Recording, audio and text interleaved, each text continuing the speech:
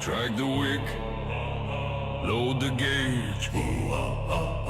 Heat rising, write my name. 3, 2.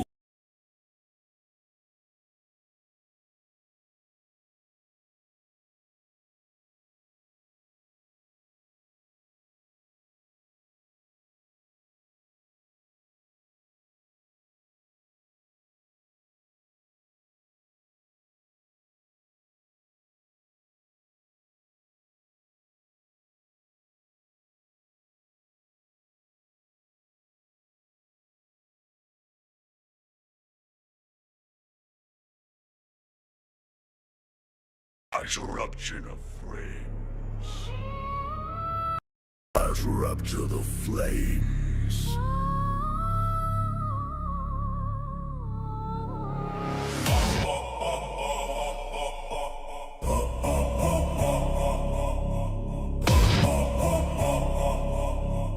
Three, two, one, ignite.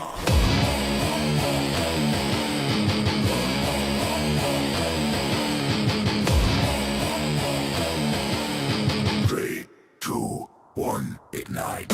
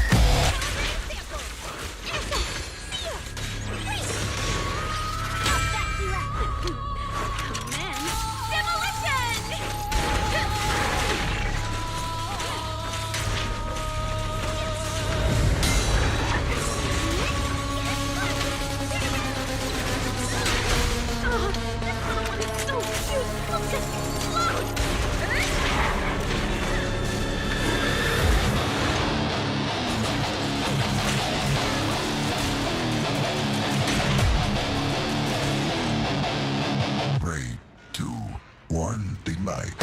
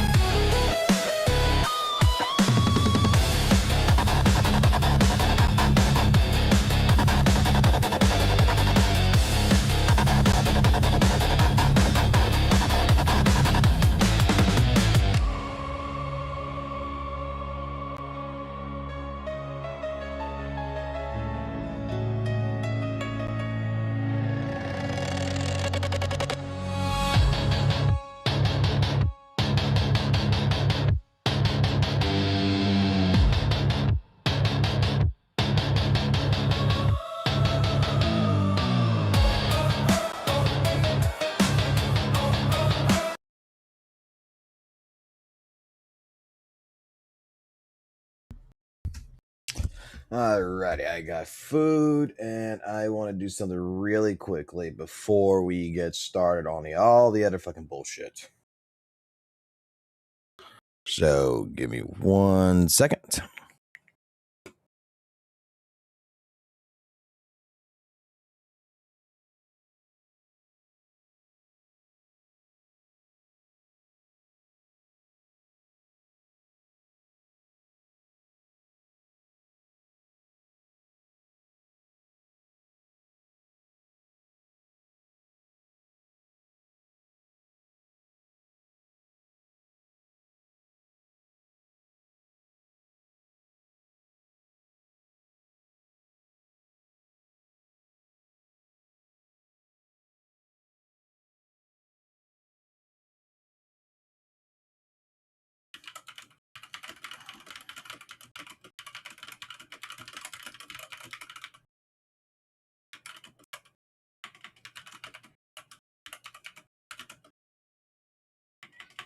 Jesus Christ, my son right now is laughing his ass off right now. All right. I need to check something really quickly here before we get started because I may or may not eat this. I allowed the wife to make a DoorDash order.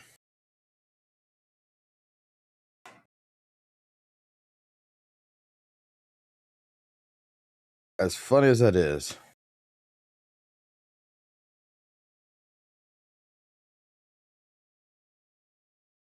it smells like chicken.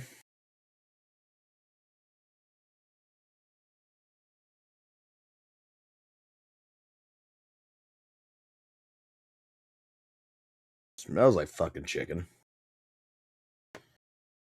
Their tomatoes look like shit. This does smell like chicken. Ah. That's definitely a fucking 2-year-old chicken. That chicken's so goddamn fucking hard. What the fuck? I don't think I've ever had chicken that was that fucking cooked before.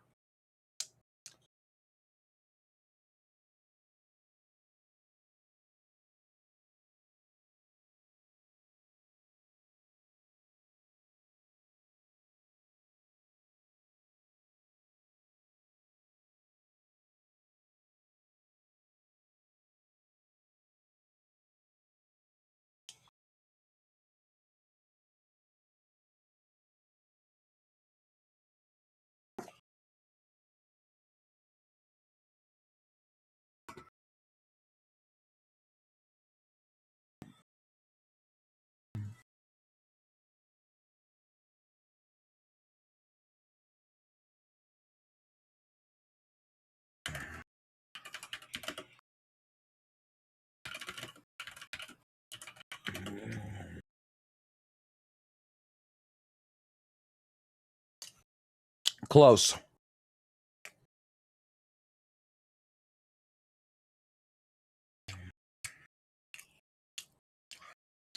I'm trying to make a soft fucking grease real quick.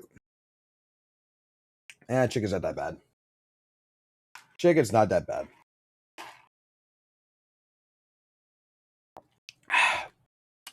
Could be better, but it's not bad.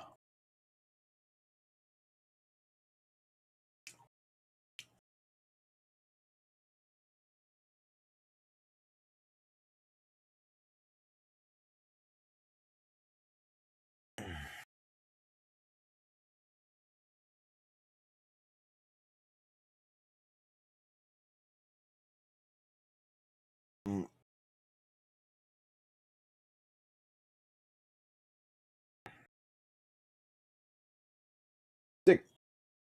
Taking too much. I don't want this. This is not working.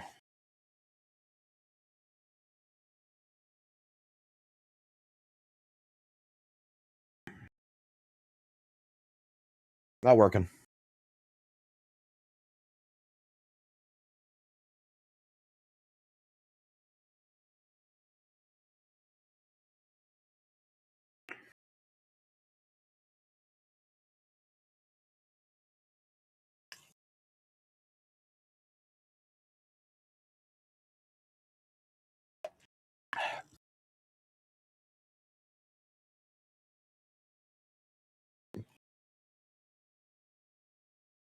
And needs more electric.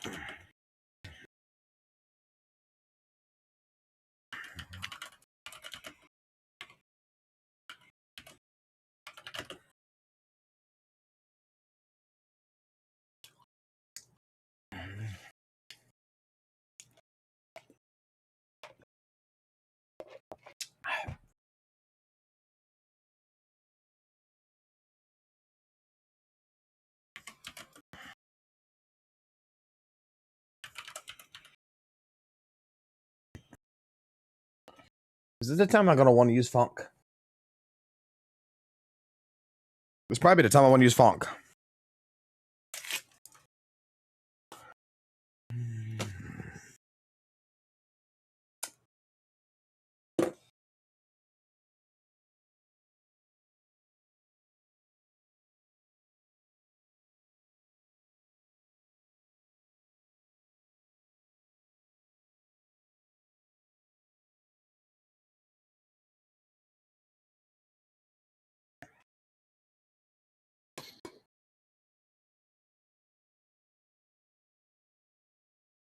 Y'all can't hear it.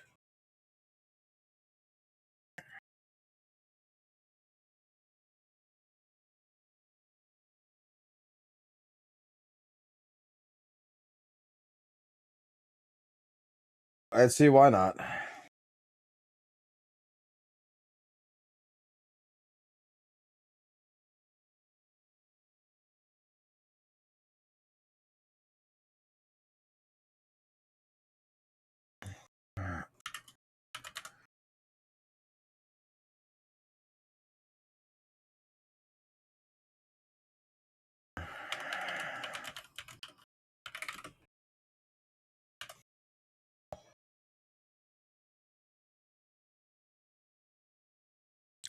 All right. I want to work on this really quickly. Then I'm going to get into all the other shit that I want to get into. Let's see what the fuck I've missed over the last couple of days. Voltage rising. Queen awakens. Shock 'em.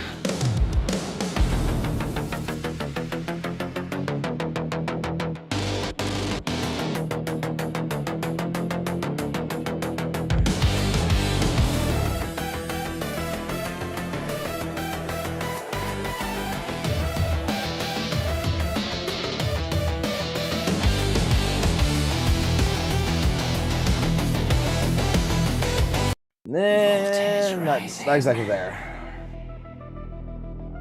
Queen awakens. Shock 'em!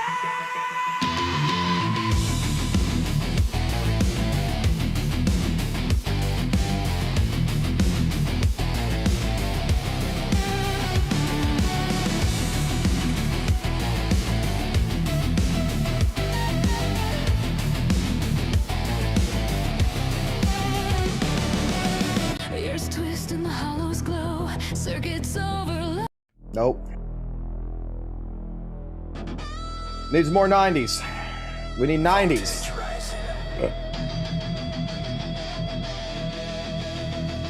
Queen awakens.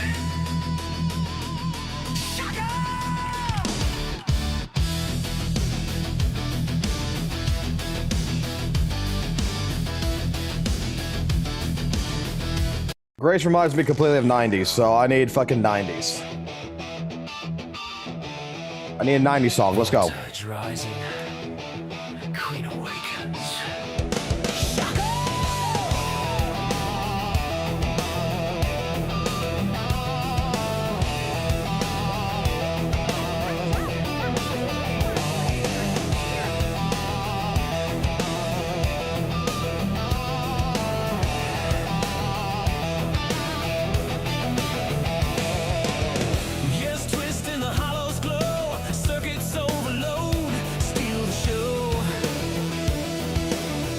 Close.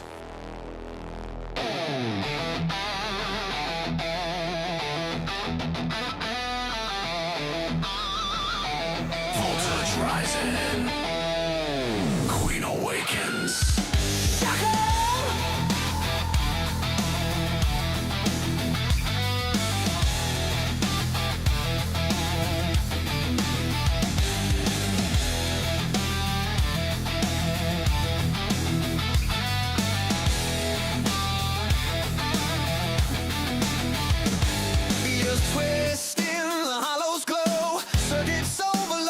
That guy has two 90s.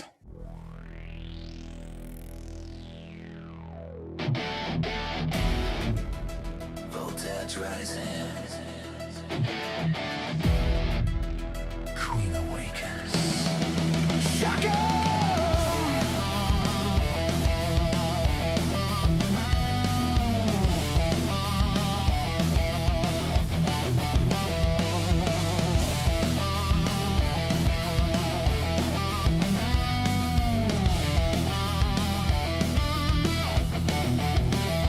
Wires twist in the hollows glow. Circuits overload, steal the show.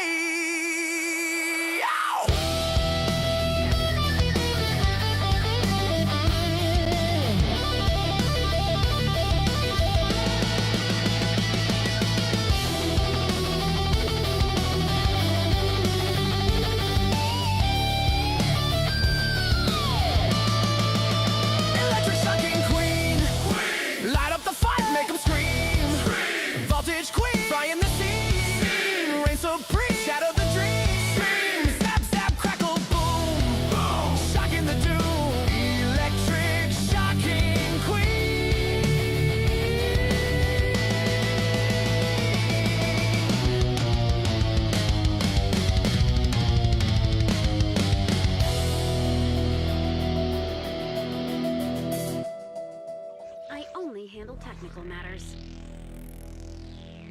I'm gonna test her real quick on something.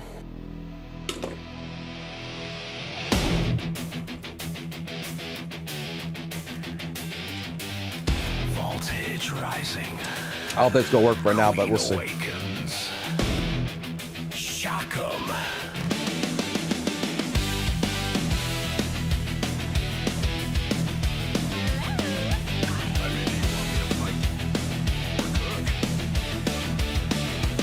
Wise twist in the hollows glow. Circuits overload. Steal the show.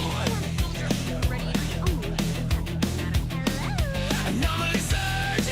Below box fire. Enemies tremble. Feel the fire. Hammer swings, thunder cracks the sky. Precision strikes, no room to cry. Elegant killer. We'll do that. Voltage rising. Queen awakens. Not 90s enough. The song is not 90s enough. I want a 90s style song, but let's try. AI, take whatever I got. You cook it. Do random. Let's see what you come up with.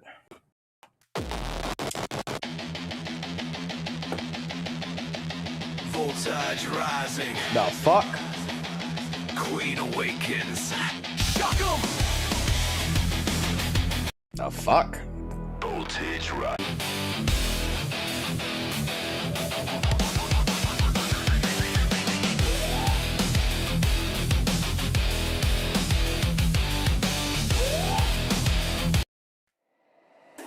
Voltage rising.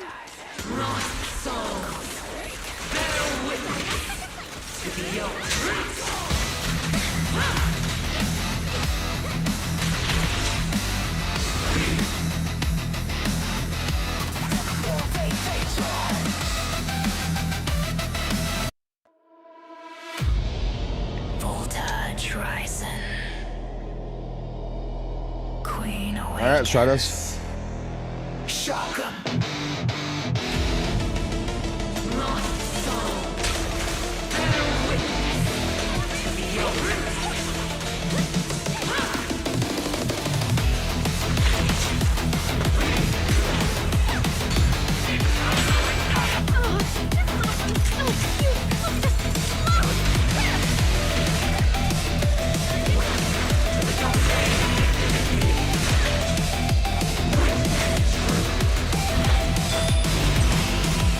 Twist in the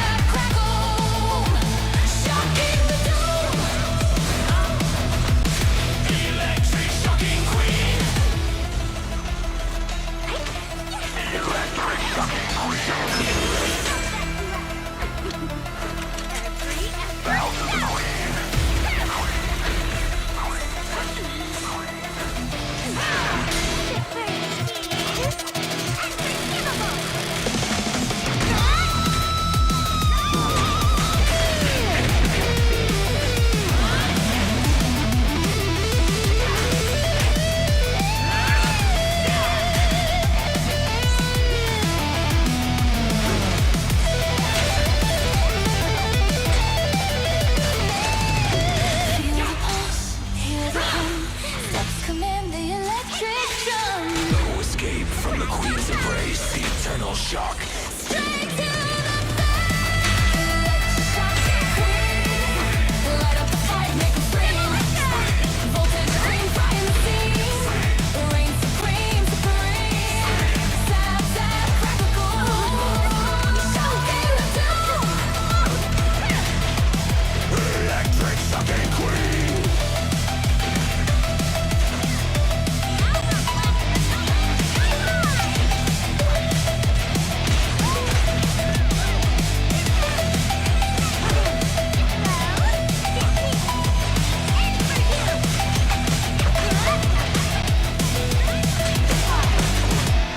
Suffer eternally.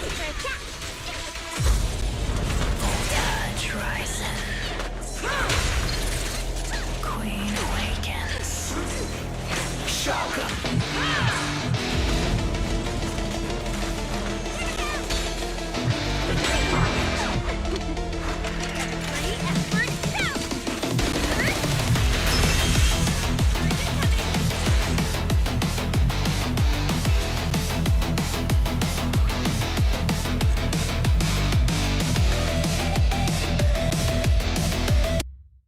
It can fucking be done.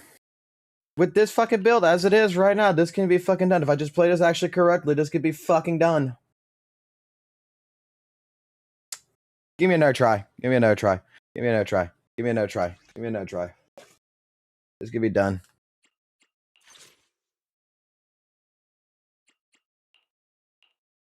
This could be done. Voltage rising. Queen awakens.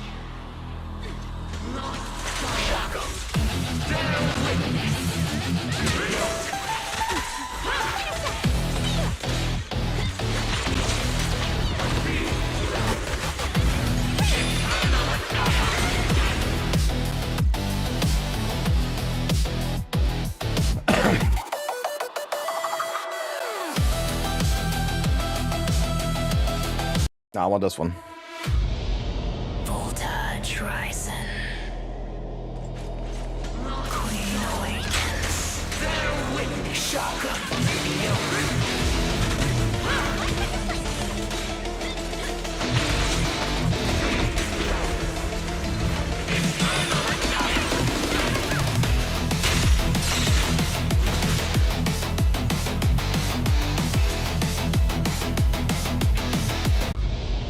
Voltage rising. Queen awakens. Shock 'em.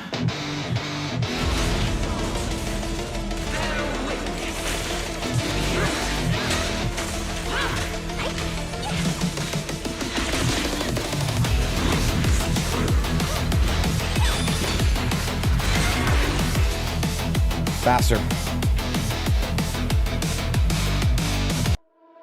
I might need to sacrifice the beginning. I might need to sacrifice the beginning. Rising. But I'm gonna try not to. Queen awakens. Shock 'em.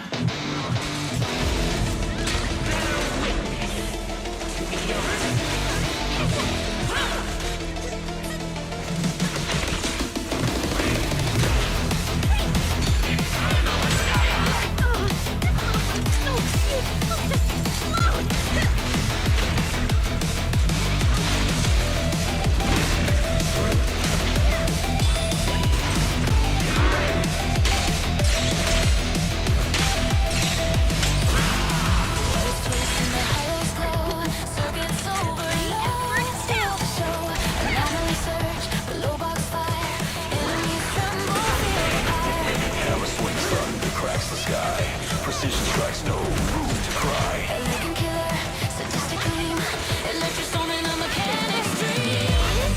Electric shocking queen, light up the fire like a scream. Voltage queen, flying the scene. Reign supreme, shadow the dream. Sad, sad, crack a boom. Shocking the doom. Electric shocking queen. Bow to the queen.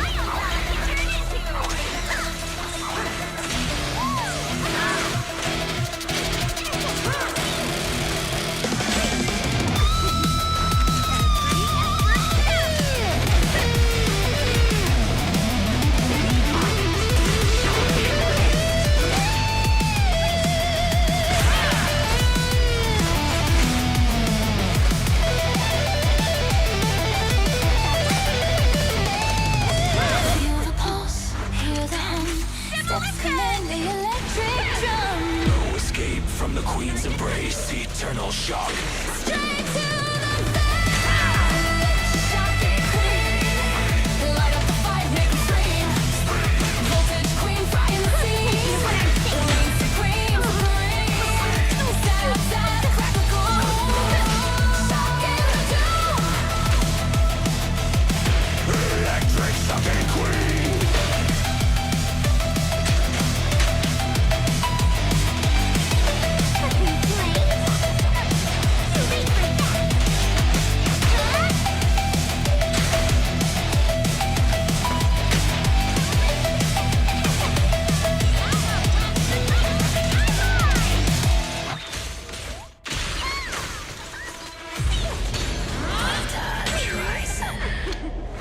Every effort counts. Shock.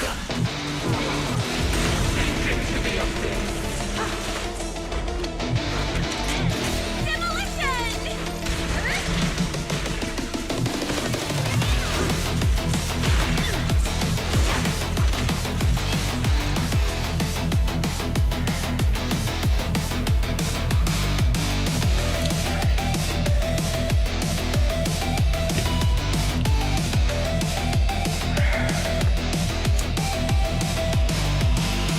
Words twist in the hollows glow. Circuits overload. Steal the show. Anomaly search. Below box fire. Enemies tremble. Feel the pyre. Hammer swings, thunder cracks the sky. Precision strikes, no room to cry. Elegant killer. Sadistic gleam. Electrostone in a mechanic's dream. Electric shocking queen. Light up the fight, make it scream. Voltage queen, frying the scene. Reign supreme, shatter the dream. Sad, sad, crack a boom. Shocking the doom. Electric shocking queen. Bow to the queen.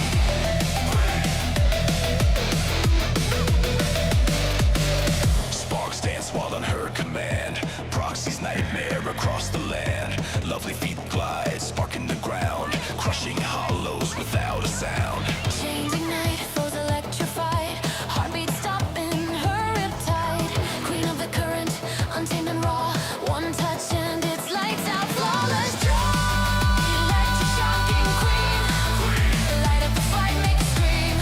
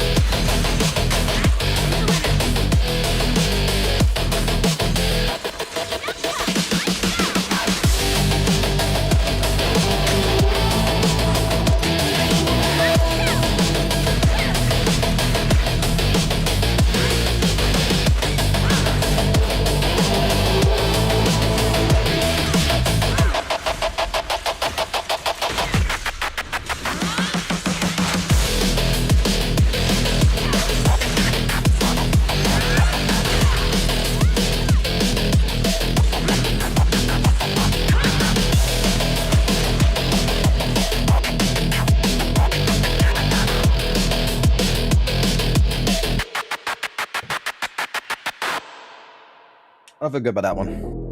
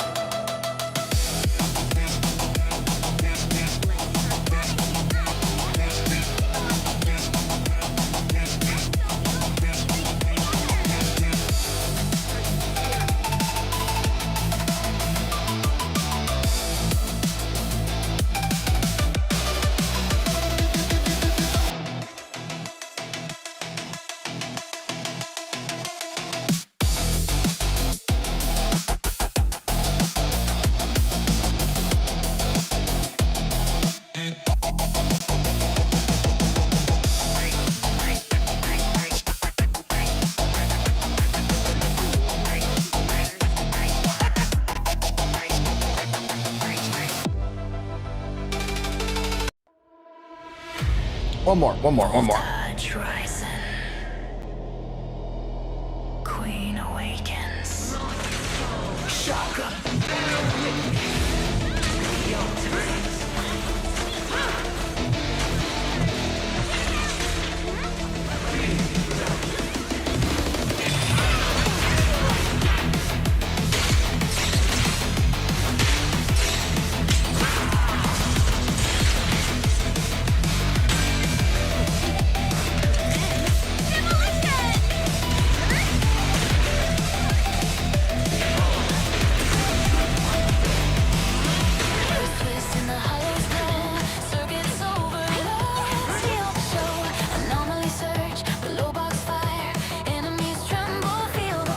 I didn't even hit her. Voltage rising. One more, come on. Queen One more. awakens. One more game. Let's go. Shotgun.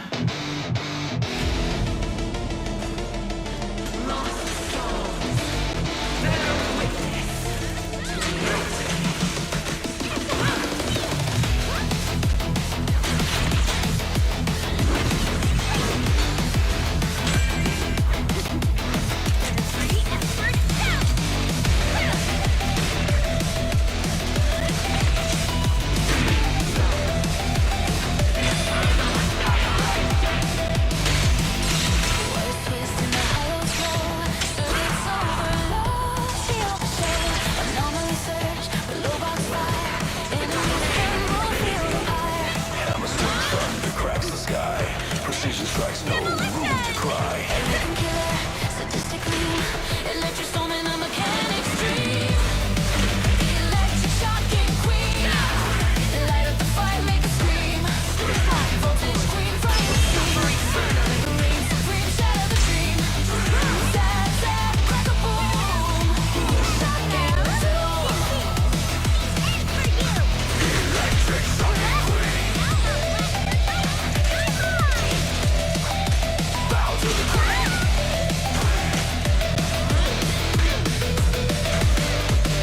Sparks dance while on her command.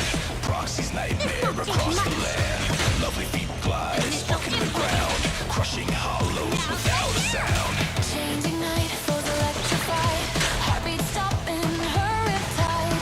Queen of the current, untamed and raw. One touch and it's lights out, flawless draw. Electric queen, light up the fight, make a scream. Voltage queen, frying the scene. Reign supreme, shatter the dream.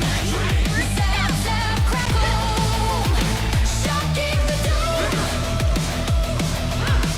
Electric shocking queen. Electric shocking queen. Bow to the queen.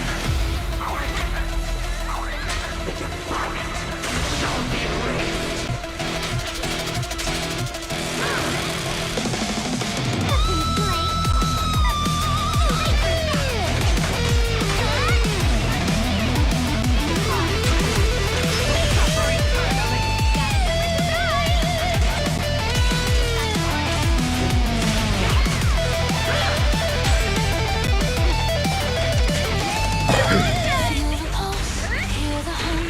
Steps command the electric drum. No escape from the queen's embrace. Eternal shock.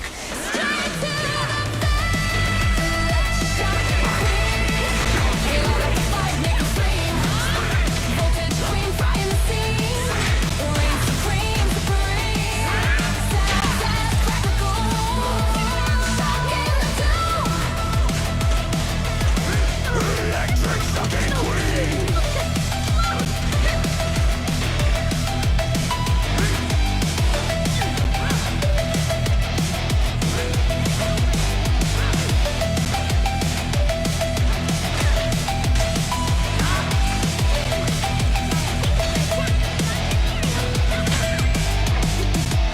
Every effort counts!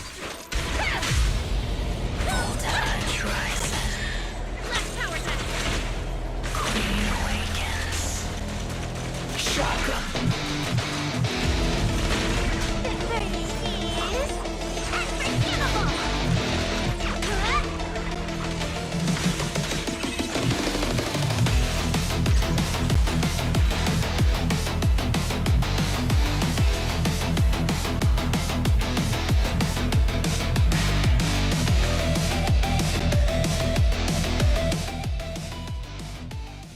All right, let me build fucking Grace up. Do I even have anything in her skills? I think I do. But do I? Hello. No matter. Hey, I only handle technical matters. I do.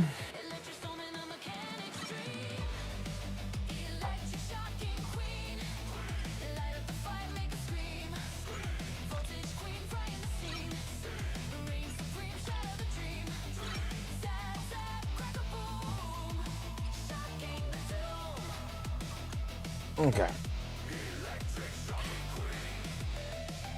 We got 108. We get 130 if we do this.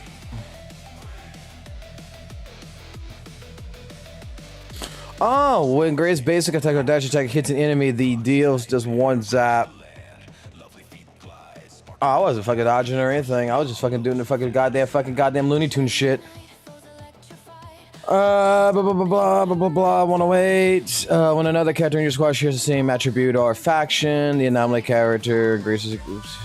So we definitely want to add.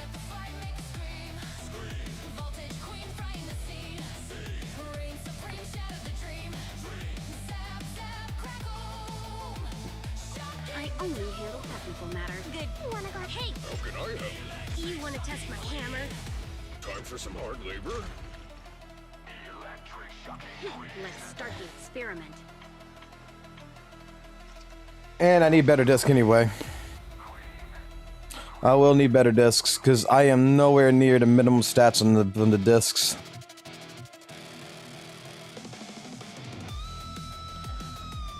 But to get what, close to 17K like this, not even a fucking issue. That's not bad. And if I actually play right, I could probably get that fucking not 20K without even actually doing anything really.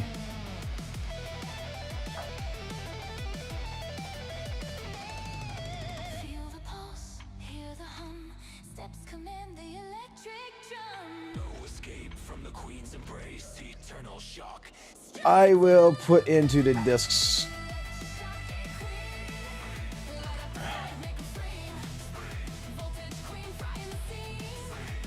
Give me a fucking disc set. Out of curiosity.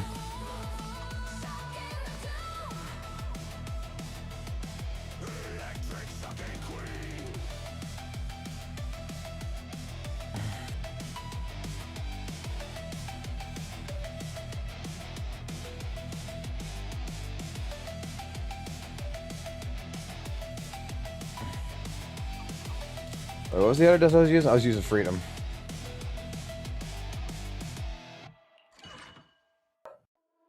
You're tuning that too.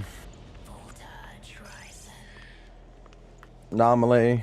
queen awakens.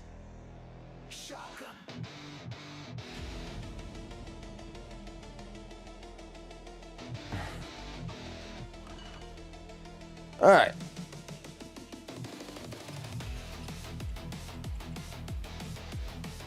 Okay, with what we got, what would be better here?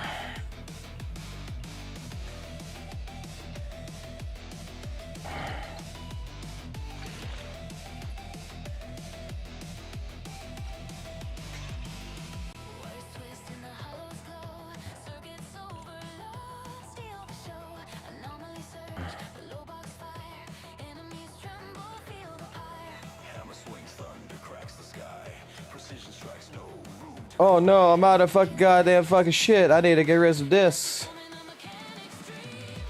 I only handle technical matters.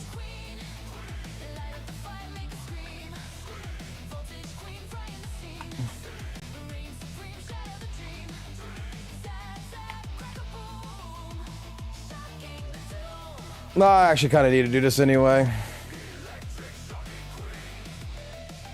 We can get rid of all these. These are no good for nothing. We already looked at them. None of these are good for shit. None of these are good for shit.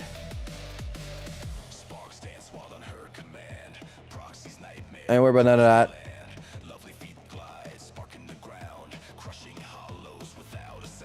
I can get rid of these. These are good for shit.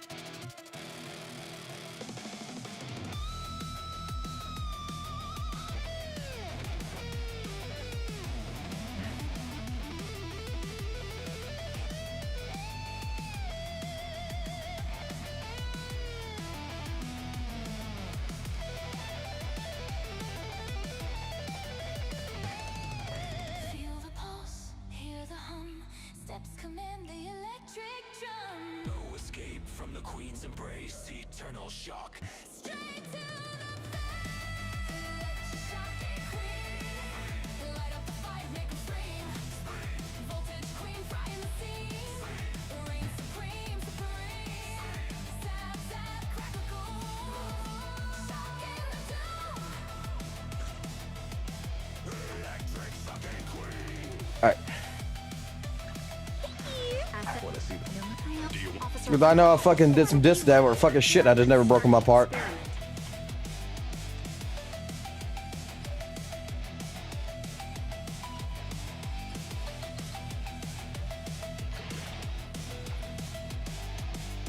Yeah, it's better than a thing. No, that's a 2 anomaly. That's a 1 anomaly. Queen awakens. Shock.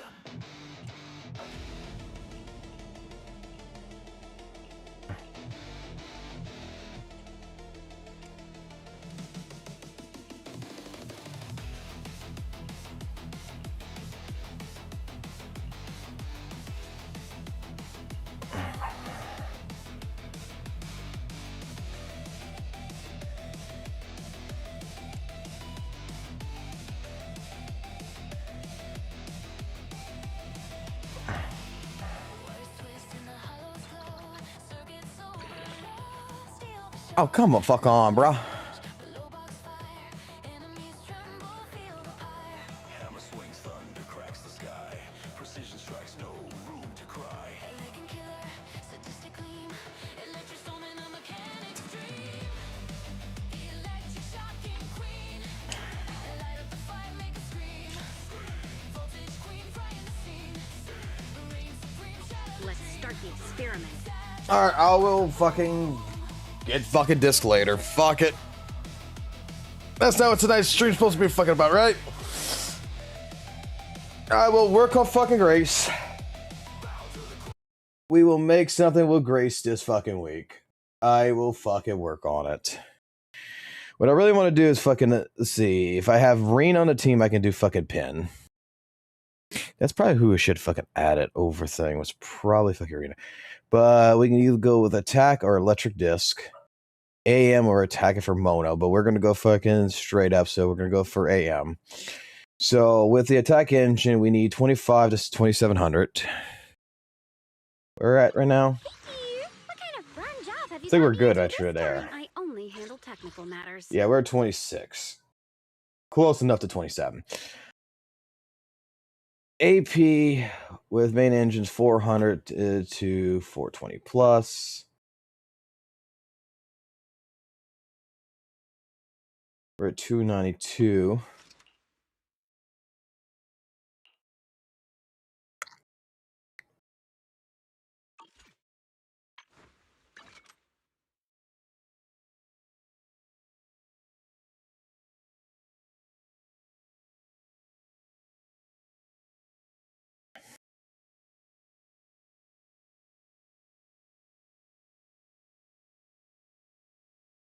We might actually be good there.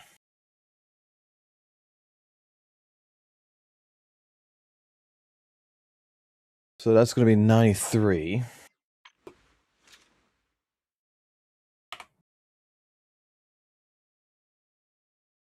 That puts us at 385. So we're not quite there. We're at 385, but with the weapon, we should be around 400 plus 420. So we need to get better substats in that regards.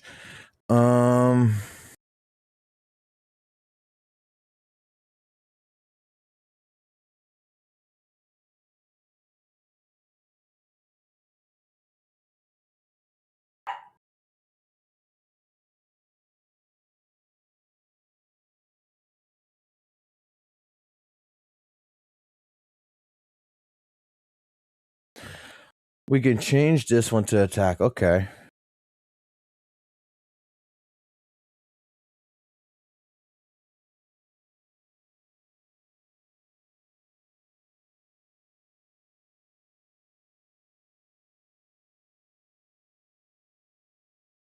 Why don't I just do 2 pieces of fucking Chaos Jazz and just call it a fucking done deal? Why am I even doing this? Why don't I just do fucking Chaos Jazz?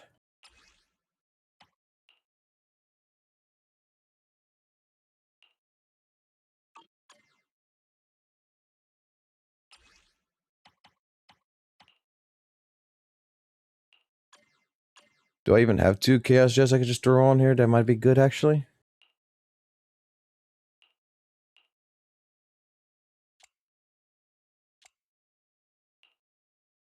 I'm not really using any gear right now.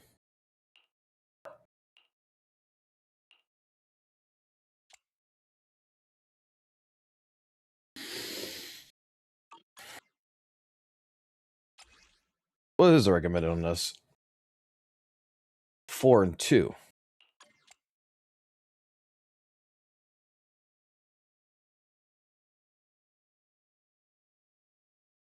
It's recommended 4 of these and 2 of these.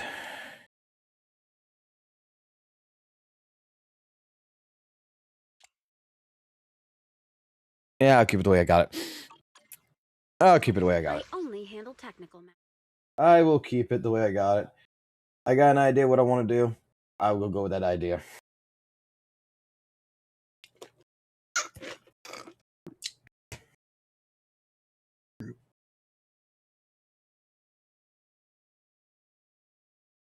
Okay. So what misinformation have I missed in the last couple of days?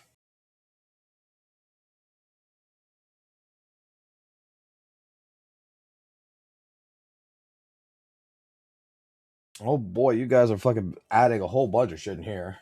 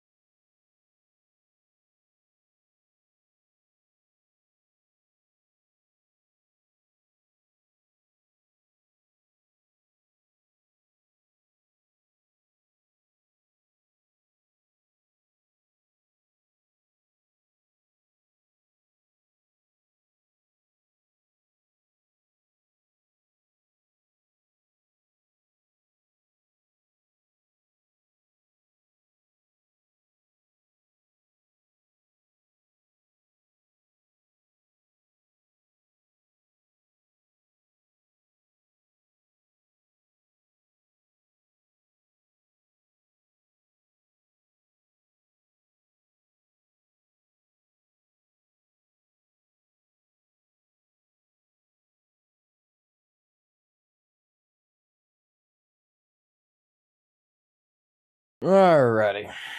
Pull this on the side right here. Pull that on the side.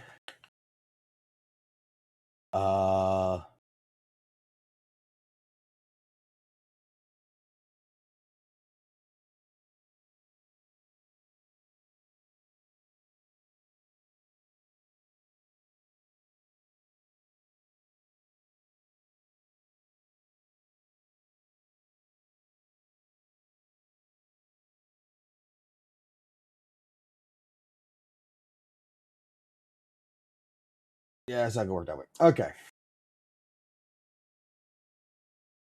I am gonna have to go ahead and fight one situation here against one person that's a mutual content creator, but I gotta have to fucking call this out.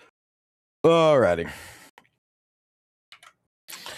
So, latest drama that I've seen, which I should not be touching this with a 10-foot pole. I should not be touching this shit with a 10-foot pole. However, I am. Because I'm retarded. And I accept this. So, as we know, Ethan is diving into doing different types of content that's not gacha. Good for the man, too.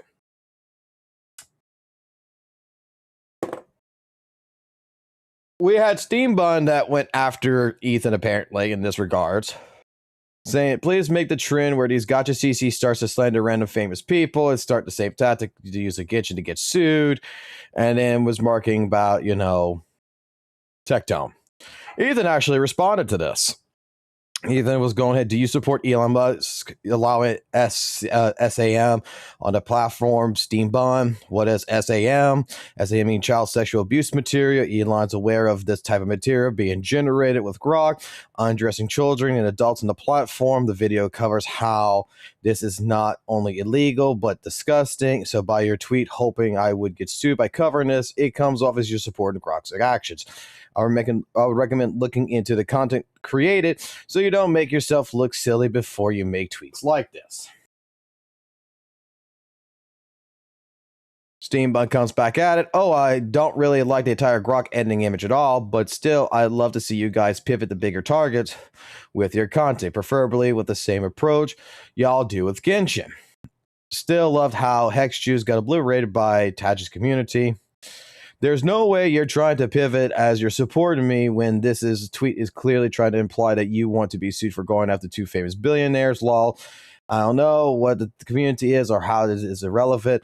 I get Gacha tribalism is your bread and butter, but not everything is related to that. You clearly look dumb here. No, I don't support you at all. That video might be good. Maybe you are not spreading misinformation yet, but you will one day get there. People from your circle always do. Look at where Tectone is at right now. I'll be a rain man. You might be mentally cooked and unfortunate. I am not going to lie. I'm not going to lie. And I even responded to this. That this is one subject that I think Steambun should have just let the fuck alone. Like, no shit here. This is my honest to God fucking feeling. You should just leave Ethan alone. This has nothing to do with Gacha. Even if he's trying to do the same way as he does his Gacha content, whatever, doesn't fucking matter. But if he's talking about the situation, I know exactly what he's talking about, and I don't even fucking approve of this with AI, where Grok now allows you to take fucking pictures that someone posts. You can just put them in a fucking bikini. You can dress them down. You can say like to this girl's picture or whatever, who posts up a picture or whatever. Like, show me this girl in a bikini. Show me this girl wrapped in tape. I saw all this kind of shit already. And that's basically what Ethan is going ahead and talking about.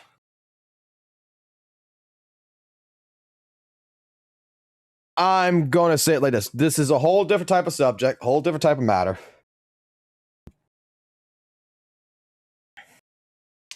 Ethan wasn't named, though.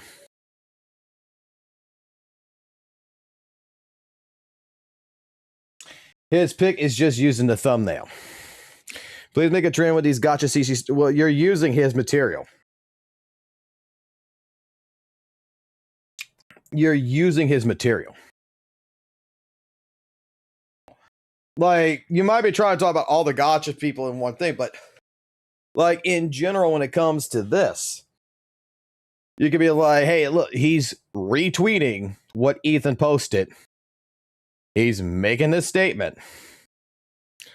And then when Ethan comes in on this, you're basically trying to say like, hey, you're going to spread misinformation because of all this. I don't think Ethan's a bad dude. I don't think Ethan... Let me put it like this. In the clique, in the group of things, Ethan is the one fucking person that I believe will give Hoyle praise when Hoyle deserves it, and will give criticisms to even Weather and Waves. He's done it. He's the type of person that is very much not as hard hitting. Let me put it like this. Ethan is not the guy who is like the rest. Ethan, I feel like you could actually have a genuine conversation with. And that he will actually listen to you. That he's not the type of person that's going to ban you because you have a set opinion. Nah, he is. Well, I don't know. I've been in his streams before. And we've had conversations in his streams that he's always treated me very, very, very, very fucking well. He knows who I am. He knows the situation, and we had conversation in his stream multiple times when he was playing World of Warcraft and such. And it was always polite. It was always a good conversation. I've never had any bad interactions with Ethan. Never. I've had bad interactions with other CCs. I go in their chat, they tell me get the fuck out, go fuck myself and shit like this. But Ethan's never done that. Ethan, you can go into Ethan's chat, just go have a general conversation with him, and he's going to treat you like a normal fucking person. But in this case scenario, I'm going to mostly side with Ethan on this one because the dude is not doing fucking drama content. He's talking about this situation and he's trying to convert his content away from Gacha. I don't think there's anything wrong with that. I really don't. You caught him on a good day, trust me. Really. I mean, he is tired of Gacha.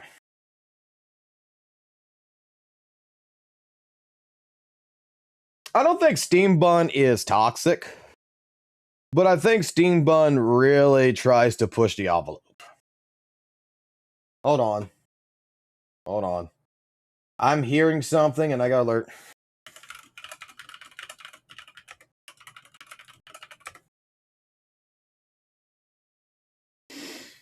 All right, let me let the wife on that one real quick because I can hear the dog yipping because it's on the other side of the gate and it wants over the other side of the gate.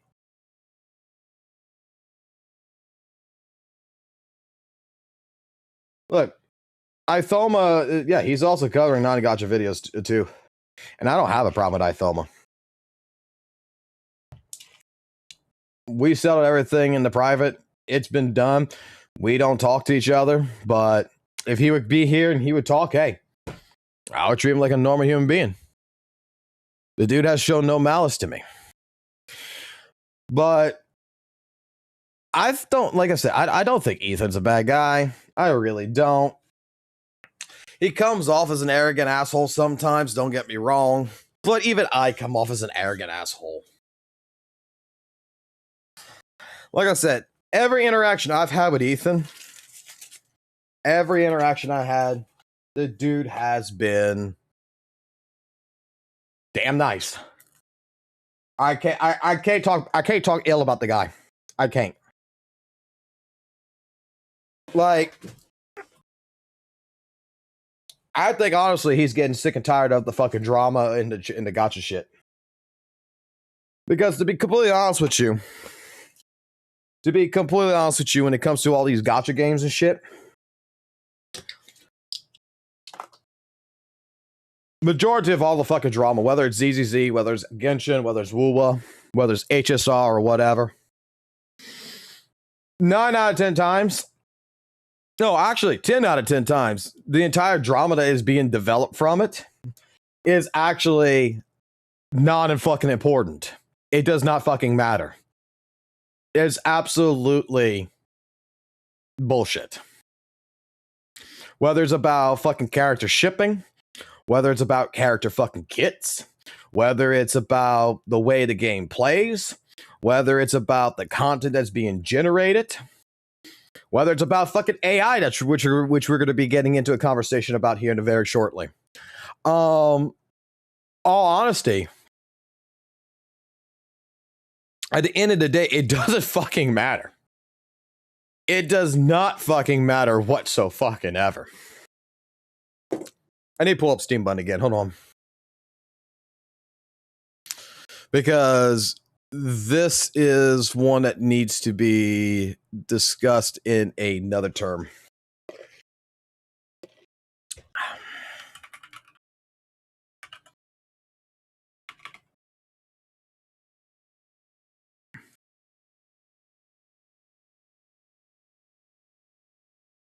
And look, I have no ill feelings against Steam Bun either. But like I said, I think Steam Bun, again, is the type of person that, dare I say, when WUWA hits, let me say it like this. This is how I think of Steam Bun.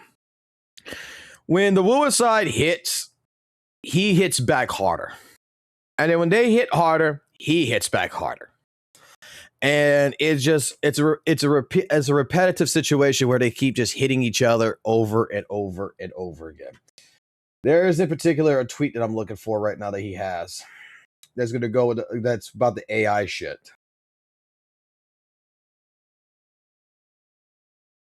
Because we're gonna bring back up the AI conversation, and Steam Bun is one of the people who has brought this up. That quote unquote this is misinformation, but I want to expressly explain some shit about this.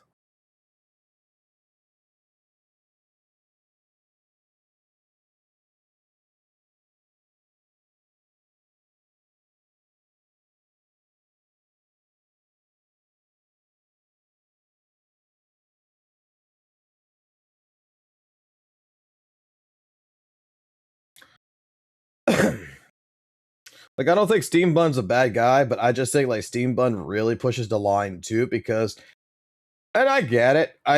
If they're gonna hit me, I'm gonna hit them back harder. It's one of those things where we gotta hit each other in that regards.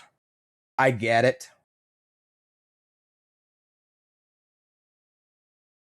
That's why, like, when I look at stuff like this, I have to.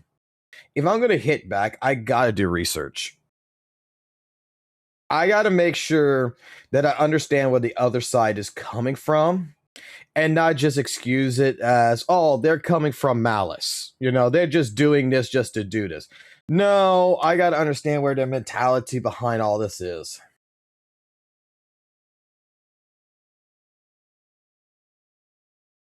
There it is. All right. Shove this into here. Okay.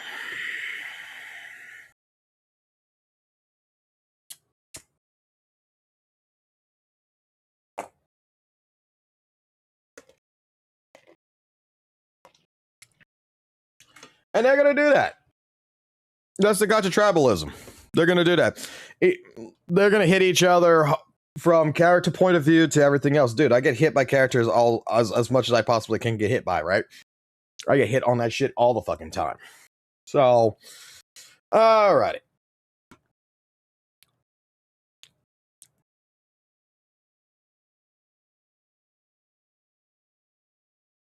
Let's also open this up.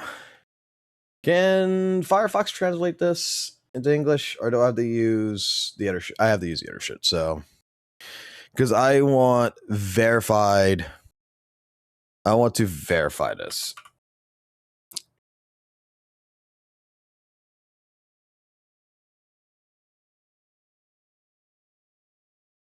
If we're going to talk about it, it's got to be. We got to make sure that we can ensure that it is verified.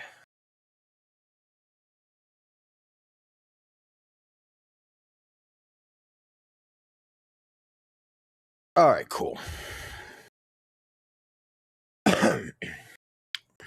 All right.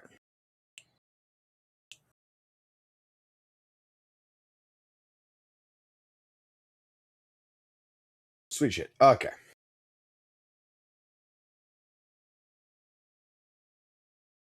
There's no reason to be on a fucking villain arc. And I'm not gonna fucking go ahead and promote you being on a villain arc. What I'm gonna tell you is this. It's like trying to go ahead and try to argue with someone about a fucking character kit, right? And someone tries to tell you that this character is the most OP character there is, and then you're trying to explain to them that no, it's not an OP character because the numbers don't fucking add up and numbers don't fucking lie. Let the facts be. There's no reason to go out of your way to fucking exaggerate. There's no reason to become a fucking villain. There's no reason to attack just to fucking attack. If you want to be a person that wants to go ahead and rage bait and do that, by all means, go ahead and fucking do that. But I'm telling you, there's no reason behind that shit. We got enough people who do that shit in this world. And we need to make sure that for people in general, if we're going to be talking about different fucking concepts and different things that's going on, different issues, let's make sure that we are expressly explaining what is subjective, what is factual, and let's make sure that we're not over exaggerating the entire situation. And we got to learn at the same point in time, there's just some things that we don't touch with a 10-foot fucking pole. Like, I'm going to be fucking honest. There is some things that you're never going to win a fucking battle on. There's some things that you're never going to fucking actually get anywhere with when it comes to people. Because, dare I say, some people are just too fucking hard-headed. So sometimes you gotta even learn when is the best time to move on.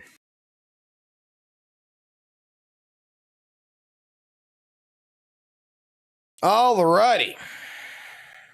Good day, new Eridu proxies and protocols. Welcome back to another recorded video here on the live stream. And in this one, we're going to take the time to take a look at something that's going on right now with Kuro Games along the scenario of weathering waves. Now, it was posted by Naru on Twitter that apparently Weathering Waves is hiring for two particular jobs, an understudy project for an AICG designer, and Weathering Waves for an AIGC engineer. Now, when it comes down to it, this is AI content generation and AI generated content that is being looked at to be added into Weathering Waves. And with all the talks that's happened in the last couple of months and such, there's some key factors in this that I would like to go ahead and discuss and take a look at the postings, verify the postings, and go through all that with you guys really quickly, because this does bring into conversation, yet again, AI and Weathering Waves. And we've had this conversation multiple times, and I want to make sure that, you know what? Hey, the proof is in the pudding.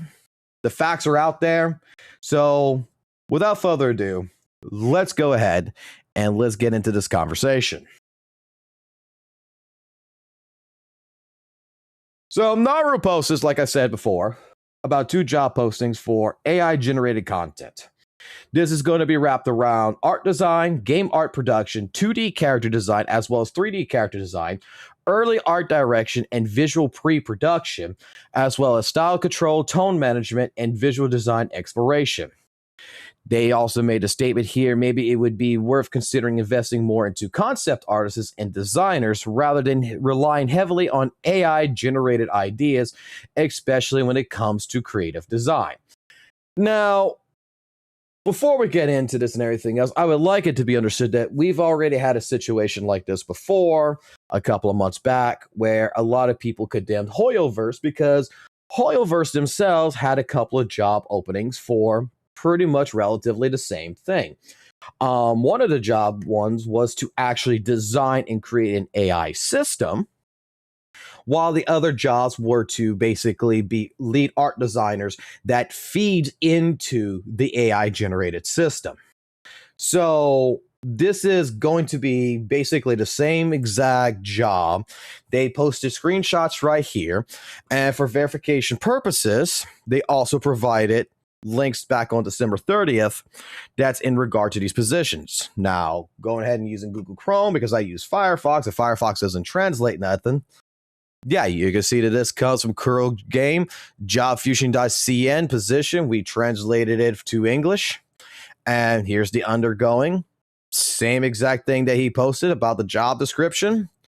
And Ming Chao, which is the Weathering Waves name in China is the name of Weathering Waves in China. They posted basically the same job.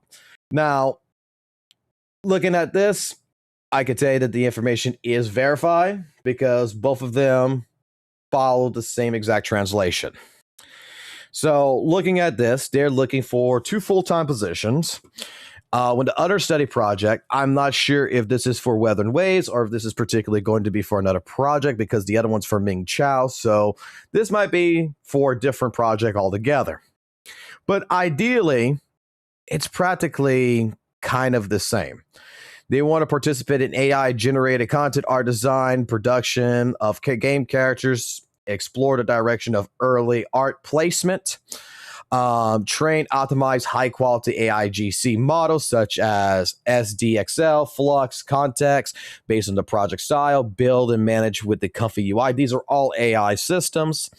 Pipeline process to ensure that the model pipeline functions implemented in the project art production.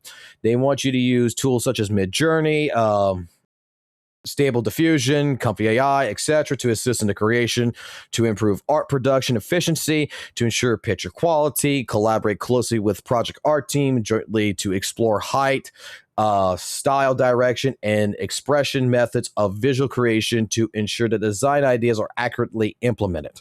So that is with the first job right here. The job requirement is going to require you at least 1 year relative work experience. They would like you to be proficient in drawing software such as Photoshop and Painter. They want you to have a strong interest in AI and be proficient in using tools such as Midjourney and all them. Have particular training in pretty much standard diffusion and flux AI models, though. Process and cinematic thinking, summarizing skills, transformable practical experience into documentation, specification, executable processes, the sense of sharing, and then have the love of games and have good communication, collaboration skills, and responsibility and an open mind. Now, it's basically the same exact thing right here. They just two different titles, but it's the same exact thing even for Weather and Waves. The art direction of everything for 3D, 2D character direction, train and optimize models, understand how to use, to assist in the creation to improve art production and everything, closely collaborate with the project team, understand that you need to use tools. Basically, they're looking to implement more AI into Weather and Waves. Now, this one is in general related more into the art direction rather than the game direction. What does this mean? This means that they want to look at 3D character artwork, 2D character artwork, and whether that is going to be mostly only for conceptual ideas or if that's going to be fully blown into the game. That is relatively not described into the job postings, but could be very heavily implied that is where Weather and Waves is going to be going at, just like pretty much every single fucking video game company is going to be fucking doing. Let's be completely honest here. Whether it's Capcom, Konami, whether it is Hoyoverse, whether it is now Kuro Games, AI is here. And anything that saves a company a buck is what they're probably going to end up fucking doing. So here, this is mainly a job where they're going to want you to closely work in training models. Basically, if you see like a lot of the artwork that we do on here, a lot of the music that we do on here, we're training music AI, we're training art AI ourselves to do different productions on the stream. And relatively speaking, it's the same principle idea that I do. Is what they're trying to figure out right now is they're going to probably have a group. This is what I would assume. This is subjective, what I'm about to say. Full disclaimer for the video purposes. Full disclaimer. They're probably going to have these engineers or engineer that's going to work very closely with an art project team that is going to give them concept art. That's going to give them different ideas of how they want things to look, how they want it utilized. It is this person's job to take the information that they're being provided, per se, take it, and go ahead and go into the AI system and implement it.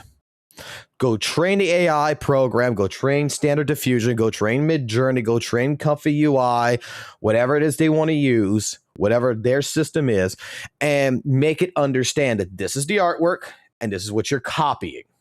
And then they're going to want to make sure, like even from in here, that they want to make sure that you're also proficient at professional drawing software like Photoshop and Painter, because they want to make sure that when you're doing this, that you're improving the art production efficiency to ensure that the picture's going to be of quality.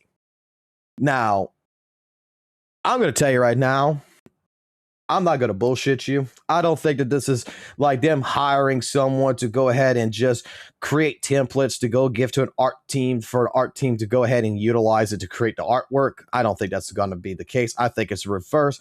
I think it's the artwork team that is going to make AI go ahead and generate basically a final draft of something for someone to trace over, because there has been several different artists, even on Twitter, that has been caught using AI. Not just like they generated an AI and they're done. They're caught going ahead, generating their artwork in AI and then producing it and then going back over and fixing it. that's kind of where I think the route's going to go here, where the bulk of the work is going to be done with AI, and it's going to be the engineer and probably the art direction team that's going to finalize the human process afterwards to make it look better. Now, again, this has been brought up before, right? This has been brought up before to where, Steam Bun, brought this up before, showcasing different things that look inconsistent with artwork. Like, if you take a look, for example, from this particular picture right here, you can see that, like, the little ribbon right here, you can see, like, the hair and everything else, what they're circling. And then when you look, like, closely at this, because they were using the YouTube short to compare this and everything, you can see, like, even in the picture right here, the tie has some issues right here. Maybe the button right here, he's having an issue. The jacket right here, which this is actually the final work, you can see how it goes to a 90-degree angle right there. It goes like straight down to like this, and like this curve angle that comes down. Even the badge is different. There's different things that does show some inconsistencies. Now, my first argument behind this, before seeing this with the AI system, the AI job posting, was maybe this was two different concept artists that was drawing the same character, but in two different art styles that particularly fit themselves. Here, even AI, even the reader's context comes in and says there's no proof of AI threads or AI being used in Weather and Waves. However, there is actually. There is a program called ViceViz, which even has Kuro Games' own testimonial in it, as you can see, that this is a tool that is all about AI. I've brought this up multiple times back in the past. I'm not going to go through everything here like I used to, but Tencent owns ViceViz, and if you go look up anything with ViceViz and you see them on the road, go ahead and showcasing how they're doing scanning, how they're doing cinematics, how they can do character creation, how they can do vocal lips, syncing and everything through AI, you will see that a lot of it is going to be Encore and Sanwa from Weather and Waves. That is basically the poster children that kind of showcases everything that this software has to offer. WUWA is one of the big children, one of the top children here that ViceViz uses to say, hey, look, we have companies using us. This is how they're utilizing us. Why don't you? Fact of the matter is that I don't have a problem with AI in games. I know there's some people out there who do have problems with AI in games. Okay? Because they're taking away creativity. They're taking away jobs. Now it feels like a soulless wreck. But I look at AI as a tool, personally. I look at AI as a way of trying to, for people who have, lack of talent in art direction, lack of talent in music, but they have a keen ear or they have a keen eyesight, that they can still get something visually out there that they can work on to express their thoughts, their visions. I think that there should be a limitation to it. I always have said this. I think there should be a limitation to AI to a degree of, especially what's going on right now with stuff with Grok and everything else, which we're not going to get into. But there should be some government regulations that is implemented on AI to prevent some bad things from happening with it. But in particular, yeah. The thing about, like, back in the day with Steam Bun and the way I uphold this is that if Kuro Games is so transparent about using AI to generate their game, what is the big problem of saying that the artwork is AI generated? And now seeing that they have actually postings for AI generated content that is reliant in the participation in art design and production of games 3D and 2D character design directions, and explore the direction of these placements, these art placements. What's not to say that they haven't been doing this for a while? At the end of the day, this is the reason why I think Weathered Waves has always had, since since it started, a leg up above its competition, like with Hoyoverse, with Genshin Impact, and all the other Gacha games, is because they're using AI.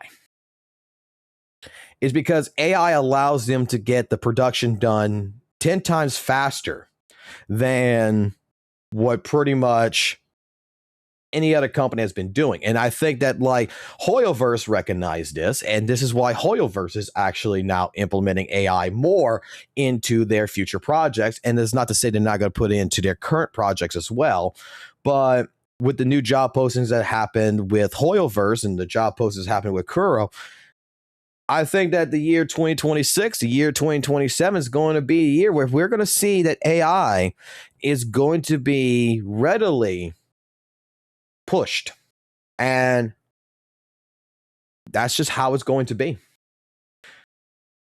Whether you like it, whether you don't like it, this is something that is going to happen. AI is here. It's moving forward.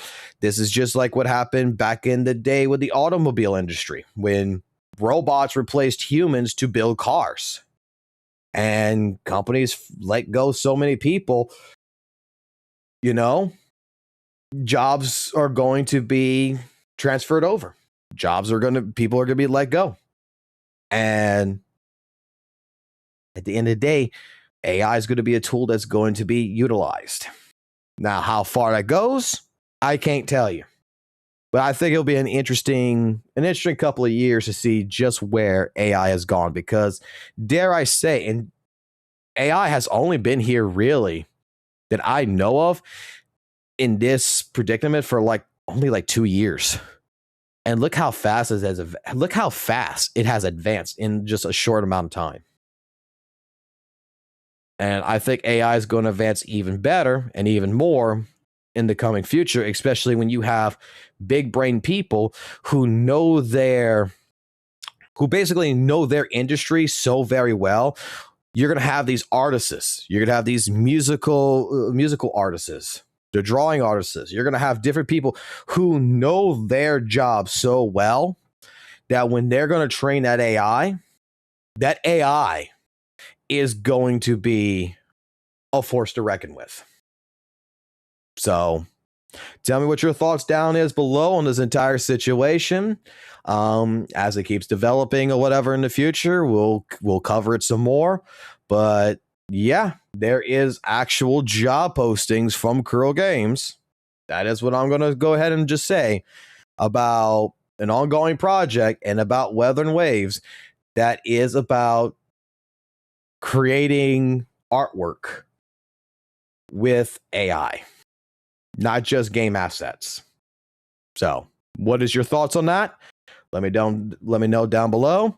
And like always, keep it classic, keep it jazzy, always keep it real, and we'll see you next time. And you know what's sad? I never fucking recorded that. Motherfucker.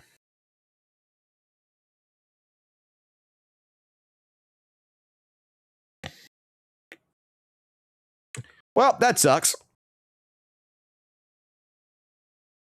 I thought that one would well too.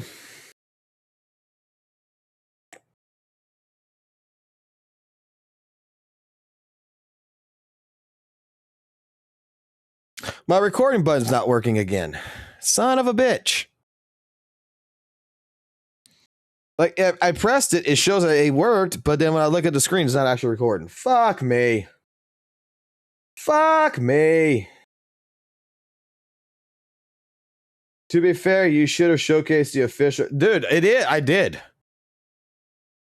It's right here. This is where it comes from.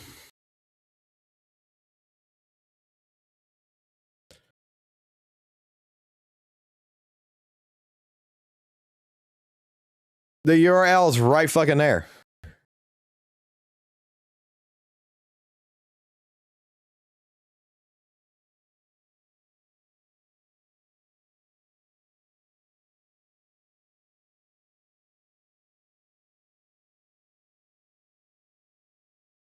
Well, does you want me to be honest with you, Per? You want me to be honest with you? Doesn't matter if I showcased him the fucking. It doesn't matter if I go get Solon Lee, right? Let me put it like this. It doesn't matter if I would go grab Solon Lee, put him in front of a fucking web camera, and fucking ask him the fucking question: do you use AI in the game? And he says, "Oh yeah, we use AI in the game." You know what someone's gonna say is fucking deep fake. They're gonna say it's fake. They're gonna say it's fucking bullshit. They're gonna fucking say it's a mistake. That's not what he fucking meant. They're gonna make whatever excuse there is. It doesn't matter if I go get Solon Lee, put his ass right fucking here, and be like, ha ha ha ha ha ha.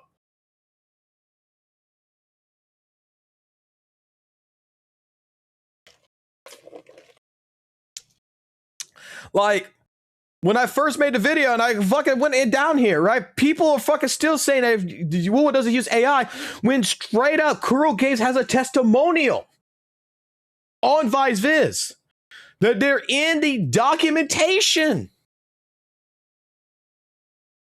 Wrong one.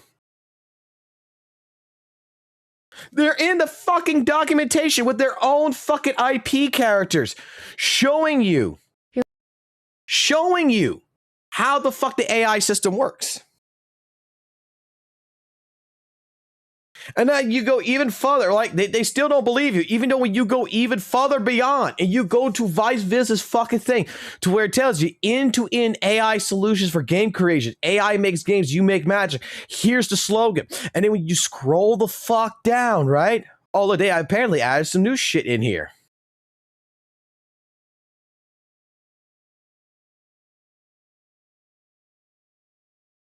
And you scroll down. And you keep scrolling down. And you're like, who is that on the fucking monitor? That's Encore from Wuthering Waves. No, it's not. That could be just any generic fucking pink hair fucking goddamn lolly girl. Okay, what is this in the background right here that all these white men are looking at? Fucking Encore. That could be just any... They stole from WUWA. Like, I've heard every fucking excuse in the fucking book when I put this in here. And I'm just like... ViceViz Tencent? It's a Tencent product? Who is also doing what with Wuthering Waves? Is funding them?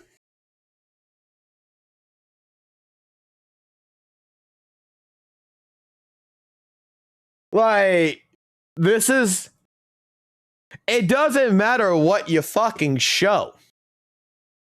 It honestly, at the end of the day, does not matter how much I show something. Because people are going to fucking be that hard-headed. That's why, like I said, I don't fucking engage with people like that.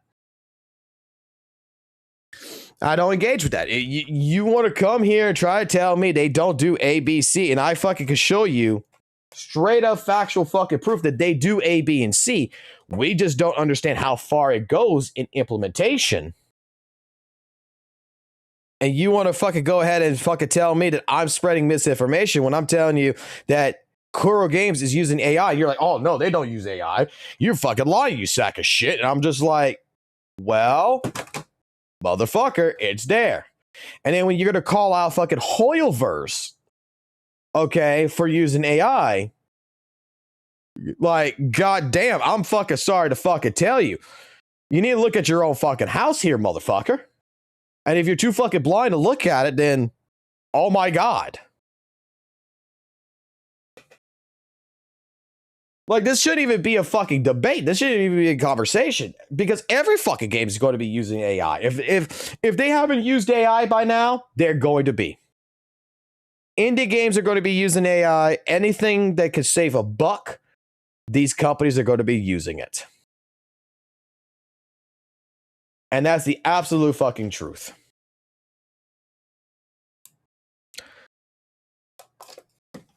Right now, there is actual manga studios. Like, even JJK actually fucking used AI. You know how they used AI? They did the backgrounds with AI. For the fucking manga.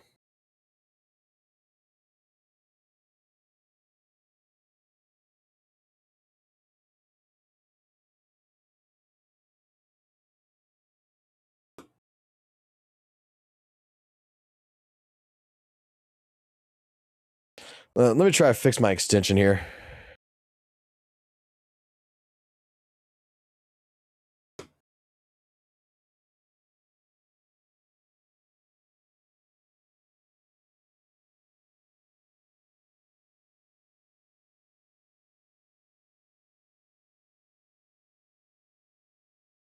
I think the fucking streaming computer needs to be fucking actually fucking restarted.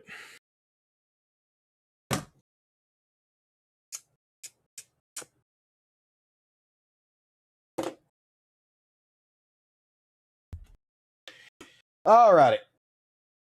But you want me to showcase a little bit more about this? Okay, we will fucking do that. Since we didn't record it properly, we will record it the right way. Just so that way y'all guys are happy.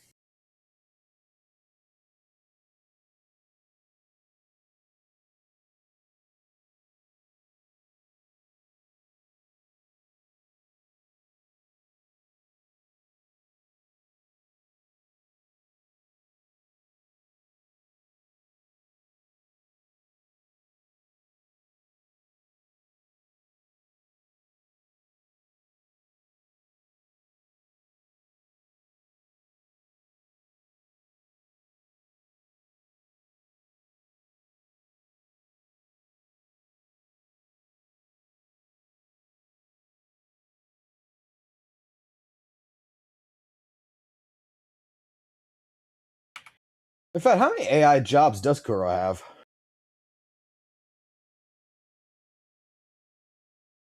Oh my god.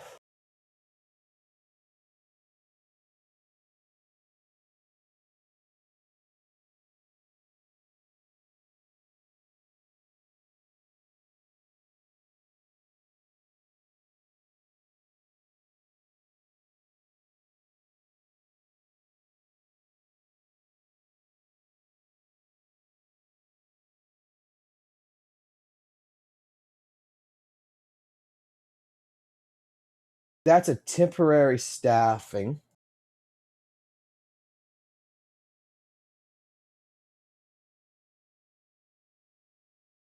They're gonna make. Wait a second here. Hold on.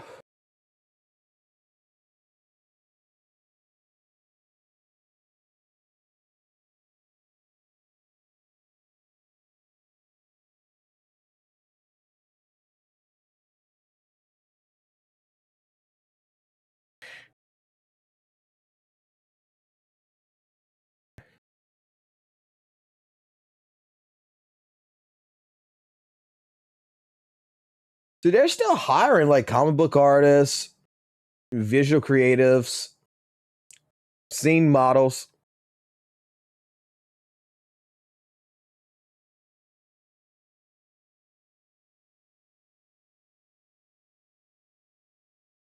Like, it's not gonna get, like I said, this is not gonna get fucking like everybody fucking removed. This is not gonna remove all the fucking AI art jobs. I mean, all the art jobs with AI. Because you need to fucking train the AI.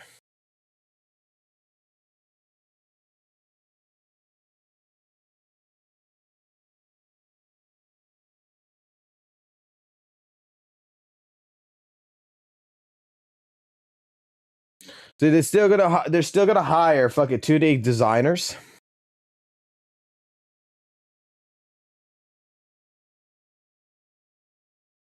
They're still gonna hire all of this. Like, AI is not replacing everything because they need to have someone who has a keen eye to fucking tell the AI what the fuck to do.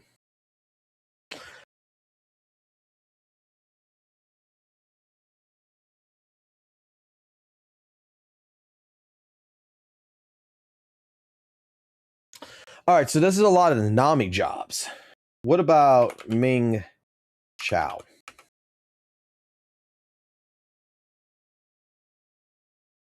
So this is all of Weather and Waves jobs, 3 pages. They're looking for a storyboard, a fucking director. They're looking for a story performance design to understand the script mission flow and help produce the story. They're going to need scene editors. They're still looking for 3D character modelers. They're just adding AI engineering into this. So you're still going to, like I said, you still, and this is not even thing, so we don't even look at these 2D scenes. So you're still, like I said, you're still going to need fucking people for the fucking job to fucking go ahead to train this. Like, you're not just going to fucking hire an AI fucking person today and be like, ha ha ha ha ha. We have an AI person now. Ha ha. We don't need you, motherfuckers. No, it's going to take fucking months to get that taken care of.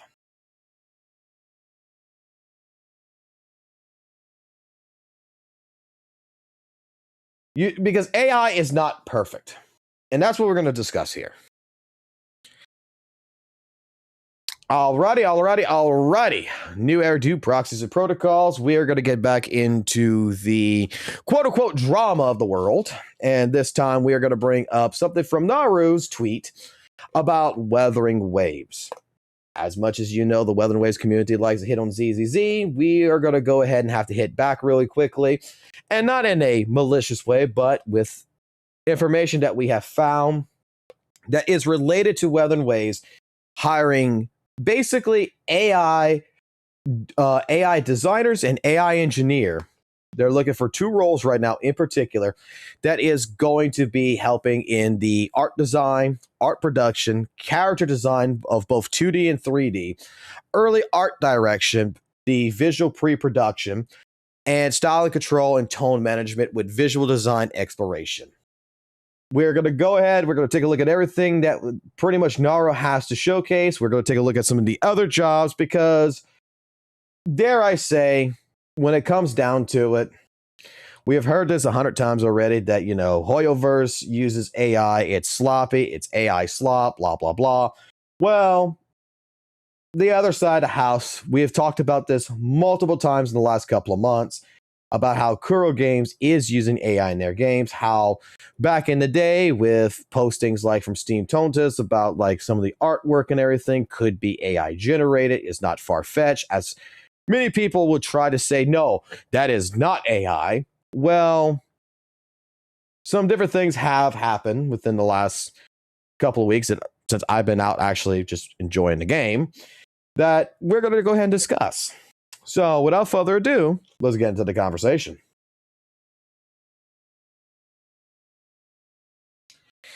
Alrighty. So getting into this conversation, we need to lay out a little bit of groundwork, I think, before we get into the crux of this. So if you've been on my channel long enough, you know that I have discussed this multiple times on the live streams. I actually got 2 videos about this, discussing about Kuro Games with AI patents, as well as with the actual AI tool that they use, which is known as ViceViz. Go back to the homepage real quick on this.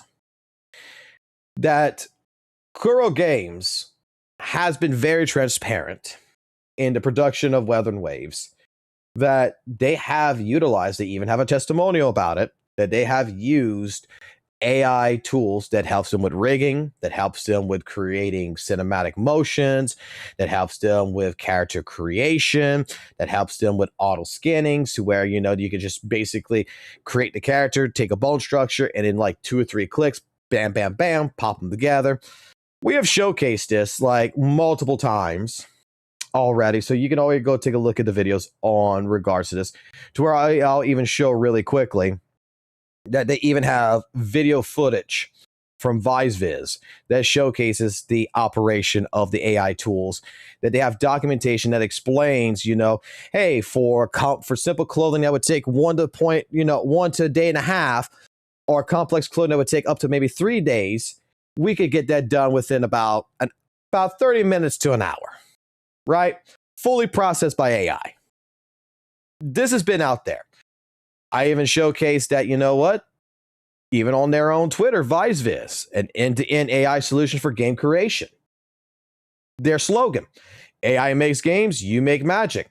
It is a company that straight up is by Tencent. And if you scroll down, you take a look at different things like pictures, you'll see like Weathering Wave character Encore on a monitor right here, showcasing the AI tools and what they're able to do. From 1 click, like even they say, from 1 click skin rigging to AI animation generation, all this. And then In case some people out there say, well, it's not by Tencent, so Weather and Waves, whatever, it's right here. ViceViz Tencent. This is the guy right here. Can't even pronounce his name, but he's the principal AI researcher who is enveloped into this entire project that Weather and Waves has been a part of. You can even see if you scroll up some more, I believe, around here, like there is another picture where they show you, like right here, yeah. There's Encore again on the big screen using Weather and Waves IP to demonstrate the end-to-end innovation of AI 3D animation.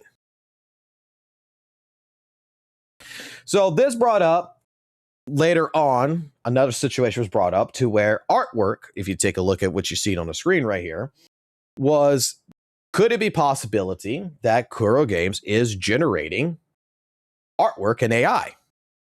Well, I defended Kuro back in the day on this. I still will defend him. That I thought it was two different concept artists that, you know, had two different styles that relatively they're taking the same girl Moraine and they're drawing in two different artworks.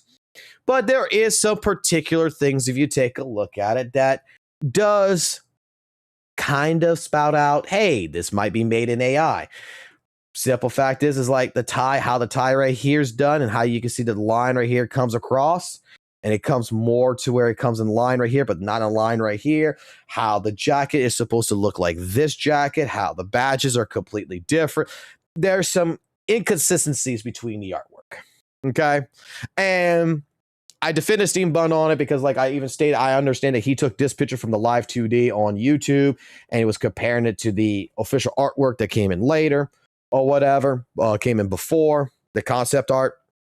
And like I even stated, right, is that it could be two different artists or whatever. But when you already know that there is a tool called ViceViz that Weather and Waves, Kuro Games is testimonial, is that they do use it, that they're transparent in using this.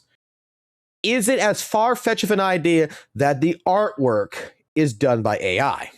Well, we have Naru that posted up 2 jobs that is coming in for an understudy project, which I don't think that is related to Weather and Waves because it would say Ming Chao. But we have a second one that comes up with Ming Chao right here, where I will go ahead and I will show you that we can verify this by going straight to Kuro Games' job posting page. And if you type in Ming Chao right here, like watch, we can go back. Just in case no one believes me. Let's go to Kuro Games' website. You see Punishing Gray Raven. You see all of this. We go ahead. Let's translate to English. You have art direction, planning, technical, marketing, video, audio, functional category, project management, operations, and language. They show you the entire thing. This is the recruitment for Kuro Games' website. You click on the art position. The very first 2 that pops up in art is for AI. Now, grant you, let's lower down our search results because they do have other projects in here. So Ming Chao, which is the Weather and Waves name in China, we can see there's 3 pages, but we can still see that there is still concept designs, story performance, story designers and such, 2D directors and illustrators and stuff that is still being hired. Okay? So don't get your knickers in a bunch when I go ahead and just explain that, you know, Kuro Games is not 100% replacing everybody with AI. I want to make that full disclaimer. We don't know the full direction of what they're going to go at, but when we take a look at the job posting itself, translated to English, we can see that in the job description, they want you to participate in AI generated content art design, production for both 3D and 2D characters in-game, exploring early stage art and implementation directions. Let's just go ahead and zoom this in a little bit. They need you to train and optimize high-quality AI GC models such as standard diffusion, flux, context, and etc. based on the project style, build and manage the comfy UI pipeline flow, and ensuring that the models and the pipeline functions are implemented in the project's art production. So basically, your job is to be Whether you're an artist or not, you're going to be working with someone probably, and you're going to be training an AI system to understand artwork. That is what this is going to be. Use the AIG tools like Midjourney, which is short case for standard diffusion, Comfy UI, and etc. to assist in the creation, the improving art production and efficiency while ensuring image quality.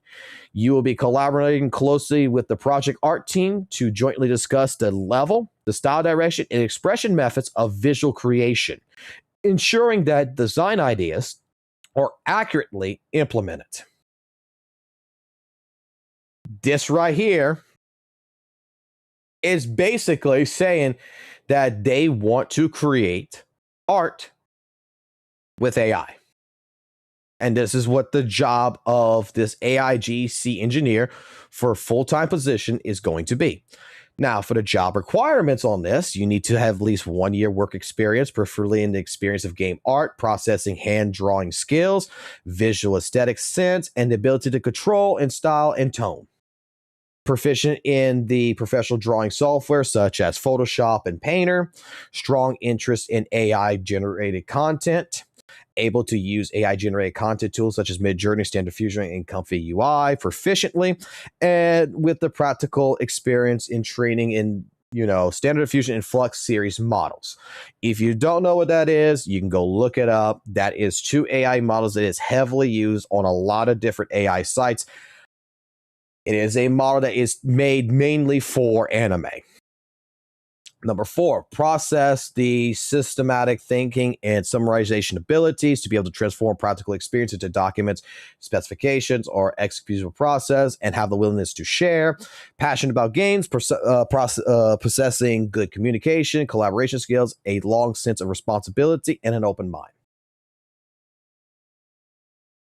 So, again, we have it to where right now, Kuro Games has 2 positions open, one for Weather and Waves, one for another project that is looking at utilizing AI tools, not just in the video game of creating, 3D models or 3D light sources or whatever using Viz. Because when you're talking Midjourney, you're talking Standard Diffusion, you're talking Comfy UI, this is art-related AI systems. This isn't generated like this is going to make movies or anything. This is not going to be video game relations. This is actual artwork. We have a position that's open right now to train the Comfy UI system around this. Now, the question comes here. I cannot tell you the full extent, and I will not try to go, but I would assume that the full extent of this is to get artwork out the door much faster. To be completely honest, that this is to go ahead and limit the work of the art team by having the art team feed the system and maybe going back after it and fixing it up a little bit and then sending it out the door. It could be for a fact that they're only using this to do concept work instead of anything, and just straight up just using AI to generate like maybe they're working on 4.0 patch, for example, right now, and instead of taking their team apart, they're using AI to help try to generate a rough draft of what 4.0 is supposed to look like. And instead of going ahead hiring more people, they're going to use an AI generator to go ahead and help completely line out the entire storyboard and the entire work of what things should look like for 4.0. Maybe that could be what it is. I'm not going to go into the full crux of this, but the one thing about this that gets to me from the other side is that you do have content creators out there that has been hitting Hoyoverse, because the similar job posting like this a couple of months back hit Hoyoverse, to where for some of their new projects, they're looking at AI creators. They're looking to implement AI into their company, into these games that they produce, whether it be ZZZ, whether it be Genshin Impact, Honkai Star Rail, or their new projects. They're looking into getting into AI.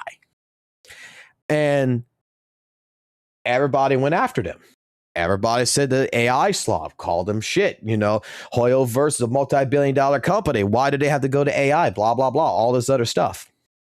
And then you're seeing a company like Kuro Games that is also implementing this.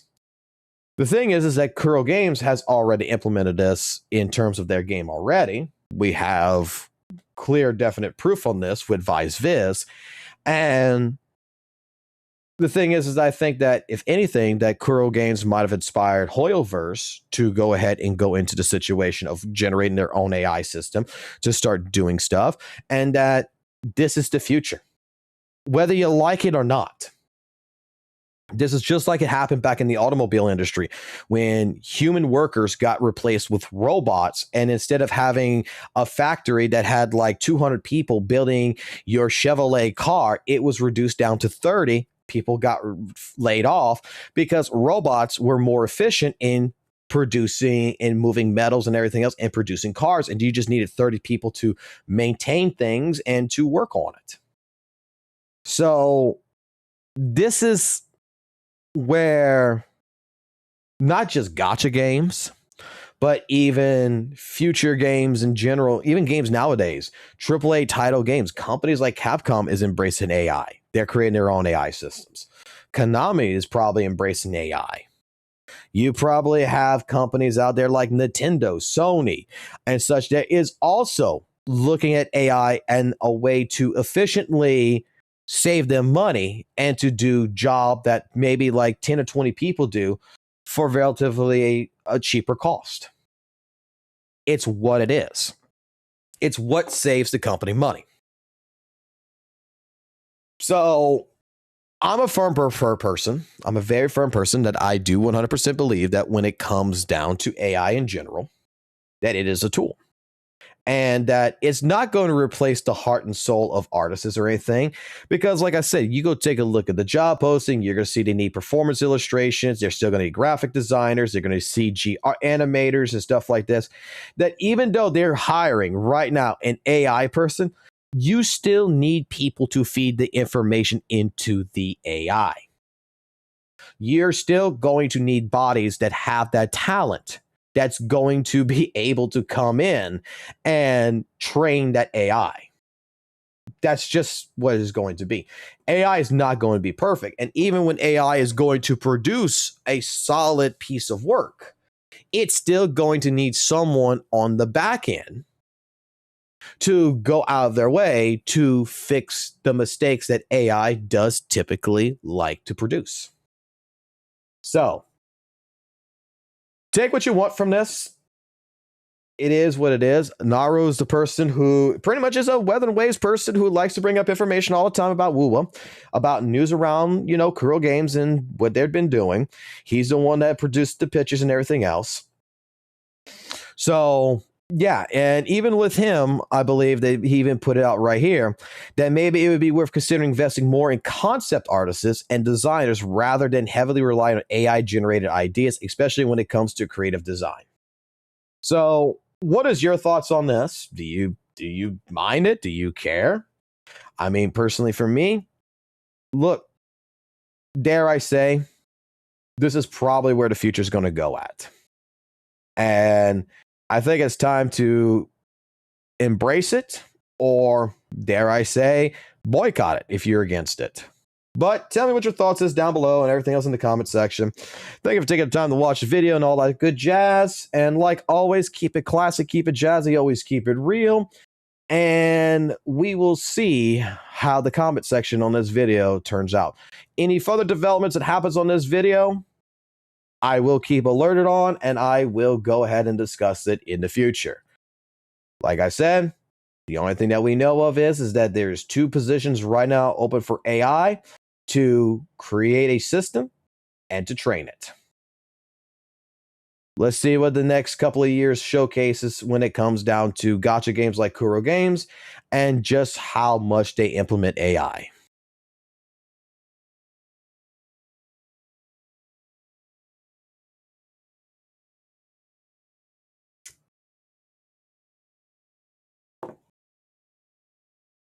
I mean, the fact of the matter that this is what's going on. Like I've seen so many people in the WUWA community, right? Go after Steam Bun for this shit. Go after fucking Hoyoverse for stupid shit. And at the end of the fucking day,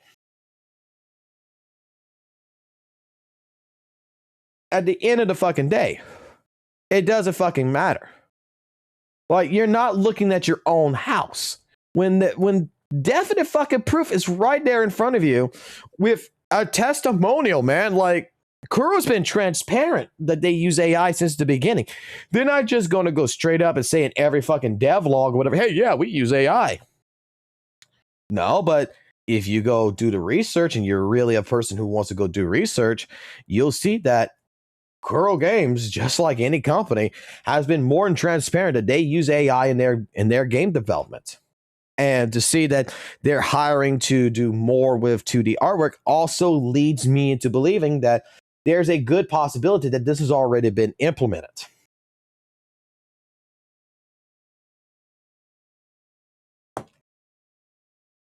Like, I don't think, dare I say it like this, right? And I know someone's going to hit me on this one.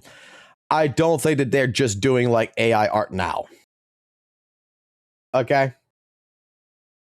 I think that there has been AI artwork done with Weathering Waves over the last couple of months or whatever, over the last year. And I just think that now they're just realizing that it saves them a lot of time in production. And here's the thing. This is where I believe 100% that this has given Kuro Games a leg up to get where they're at right now. Dare I say that? Like, them using AI in the direction that they have been using AI in the production of this has ultimately been the absolute 100% reason why they're basically at 3.0 right now. Because AI is taking away a good chunk of work so that way they can work on the shit that fucking matters. It's doubling their work performance.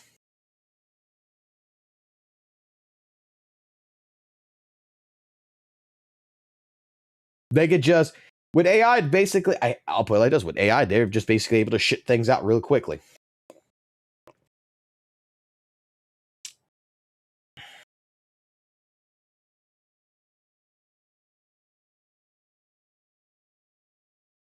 Accusing them of using AI in their splash art specifically. Imagine if there was actually a real artist seeing that Steam Bun post.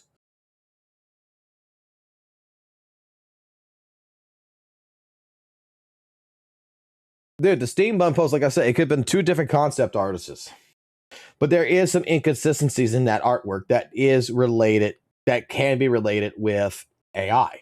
It really can be. It's not far-fetched. It's not 100% far-fetched that Weathering Waves has been using AI to do artwork. Because dare I say, we've looked at some artwork and we asked some questions about some of the artwork choices of why some hands were the way they are. Galbraina's fucking body makes no fucking sense.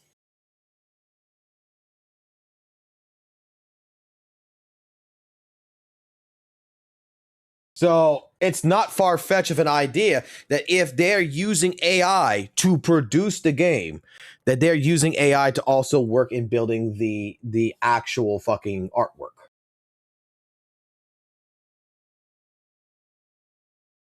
There's fucking patents about this. There's a patent from Kuro Games that we have a video on that we looked at it. We read the entire patent. Where it's a cool fucking patent, to be completely honest. It's a cool design. They have an AI system that takes all your fucking feedback, everything you add into the fucking feedback shit, and you send it back to them. Instead of them actually reading the survey by human, the AI actually goes through all the feedback and shits out basically a template that says, from everything that we've gotten from the feedback, this is what people like in architect, this is what people like in character design, this is what people like right here, and it gives them that.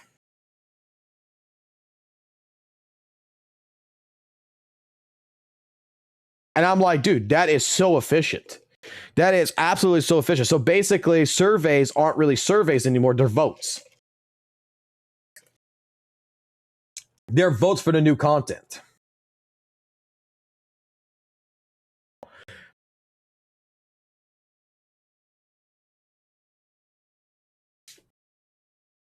Basically, Kuro Games has created the back computer when it came to that. And that was patented, and that was allowed for them to do that.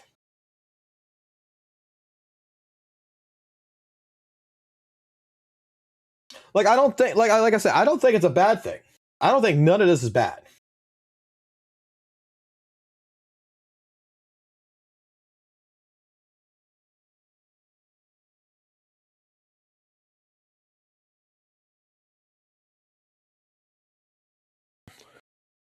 I'm waiting to see the Gacha war of the fucking future, guys, where Terminators come in and destroy the fucking world. Okay. Next thing to go take a look at. Let's watch fucking Arikado's video. I haven't seen this. I just got it played here, so I'll write a new Eridu. Let's see. Yeah. Okay. All right, a new Eridu, proxies and protocols. We're going to go ahead and do a quick reaction. Apparently, Arikado has a video out about the future of Deadly Assault boss design. And from the thumbnail about testing the waters, I really want to go ahead and quickly take a look at it. Let's see what he has to say. Oops, I didn't mean to start it just like that. So let's go ahead. Without further ado, let's rewind it. And let's listen to what Arikado has to say about everything. Another content update, another addition to the boss lineup for Zenless Zone Zero's Deadly Assault endgame mode. This time, we have the Primordial Nightmare, the creator, the titular send-off to the main story of version 2. So let's talk about her addition to the lineup, which itself shakes up the current gameplay loop of Deadly Assault bosses more so than those who've came before her. Starting off with her combat intel, we are told that the Nightmare can enter and exit her miasma shield freely. This shakes up the miasma mechanic beyond what we've seen from any previous iteration of a miasma enemy in ZZZ. We're also told that she cannot be stunned until her miasma shield is purified, at which point her stun immunity is regained upon stun recovery and the process repeats itself all over. Moving on to enemy details, we have a 30% reduction to all anomaly damage, though personally, I didn't have too much of an issue with this when I did run an anomaly team against her thanks to her weakness to physical damage. Players also receive a stacking crit damage effect of 20% when she shifts between miasma and normal state. I'll say really quickly when it comes to the Primordial, that this entire mechanic with the miasma coming off and coming on, I actually fucking love it. Instead of just having like, you know, a shield, a miasma shield procs, and you got to go ahead and destroy the entire fucking shield with it coming on and coming off. It does change the way that, you know, I want to play it. That's why, like, I gotta say, like, the more I'm playing the boss, I still gotta be honest here. Thrall is still my favorite boss so far of all of 2.0 right now. It's my favorite fucking boss. But dare I say, Primordial is actually my second favorite boss. Like, I think it's very engaging. It's a fight that engages you and makes it to where you really got to think and you got to be a little bit speedy on what you're doing to make sure you're getting through a stun one. So you want to save, like, basically, like, your ults, like when I played it, like, with Hugo, which I know I'm not getting a consistent 20k out of it all the time, but, like, the idea that I realized with my Hugo team, you want to make sure that, like, when that miasma shield's there, you're popping all your ults on that fucking miasma shield. And then when because you want to break that miasma shield as fast as fucking possible before she switches back to her normal state, and you got to build up the days. Overall, like I said, it's a great fucking fight. I fucking love it. Like, I don't see anything wrong with this boss. I think this boss gives everything that I want in an engaging aspect. Setting after she recovers from a stun effect. Closing out enemy details, we have the performance point conditions. 1,000 points for every purified miasma shield, as well as a 500 and 2,000 point opportunities tied to her control skill mechanic. At the start of the fight, after a 2-phase attack from the Nightmare, she will immediately begin channeling her control skill, a string of 5 attacks with no yellow flash telegraphs that you must dodge or counter the initial hit of, then assist against the subsequent hits in the move. Performing the mechanic correctly will trigger the shutdown effect and will provide you with the bulk of your performance points. I fucking loved it. Like, when I first played her with that control effect, I was kind of concerned about it, but the more I played around that mechanic that she's got right there, you can get her into the miasma right there. You can get her into the miasma phase right before that, and you're actually, every time you're parrying those attacks, you're actually damaging her miasma, which is really fucking cool. I would highly advise you to not ignore performing this mechanic correctly when fighting this boss. The Nightmare will always perform this move at the start of the Deadly Assault run and will not repeat it at any point afterwards, so take advantage of the quick setup and restart and learn this mechanic. 100% agree. After her control skill, the fight is actually pretty simple to grasp, and in my opinion, is second to the Wandering Hunter for being the easiest boss to learn in version 2's Deadly Assault lineup. The Nightmare will shift into her Miasma Shield, and you can begin the process of breaking it down for the subsequent Purify and re-enabling of her stun window. She will, however, swap out of her Miasma Shield after taking a certain amount of damage to it, about half of her bar going by my own experience. Once she swaps out of her Miasma phase, you'll need to deal enough days for her to swap back in, at which point you'll probably get the Purify off, stun her, and repeat the process over again until the fight is over. So it should go without saying, but this boss was clearly designed to sell players on Yisheng Guang, not only because Yeah, it was. Let's be honest, like every single Deadly Assault boss is designed in the aspect of selling the shield character, right? But I'm gonna be honest with you, like I've not had an issue with her really with several different teams that I've been putting together right now. But he's 100% right. Like this is a testimony to all gacha games. of the Nightmare's weakness to physical damage, but also because of her unique variation of the physical element, Honed Edge. All Honed Edge attacks deal 50% additional damage to Miasma, allowing her to strip the shield without being as reliant on dodge counters, defensive assists, and ultimates to do so. However, as someone who doesn't own Yisheng Guang and has no desire to, I actually didn't find much trouble getting a 20k clear on the Nightmare. I've managed to clear in a couple attempts using an Evelyn, Jafufu, Astra Yao team, a Mindscape Zero Monocle Physical Anomaly team, and even a Haramasa team, because why not? On both the Evelyn and the Haramasa teams, I ran the Sonata buff effect so that I could pop ultimates more often for damage and stripping the Nightmare of her Miasma, but I had a different game plan for both teams. The 20% crit damage buff caps out after just one cycle of swapping from Miasma to normal and back to Miasma, so I took advantage of this to maximize my damage output for the Evelyn team and get the clear. For the Haramasa team, however, my goal was to strip her of her Miasma shield as fast as possible, or at least get it incredibly low for when she swaps back into it. I would hoard Dylan's free ultimate and use it not on Haramasa, but Astra Yao for both the ultimate damage to strip the shield and the 2 free chain attacks to strip it even faster and generate quivers for Haramasa. That's not a bad, that's actually a damn good plan. Holy crap. As for the monophysical team, despite being hard countered against, I scored the highest out of the 3 in what was rather a sloppy run on my part, as I don't even know how you're supposed to play monophysical in the first place. I did try to wheelchair my Monado in this fight as well, but could only get an 18k run. Granted, I don't own Lucia, so I'm not doing myself any favors with this one, even if we disregard the lack of a rupture focus buff in this Deadly Assault rotation.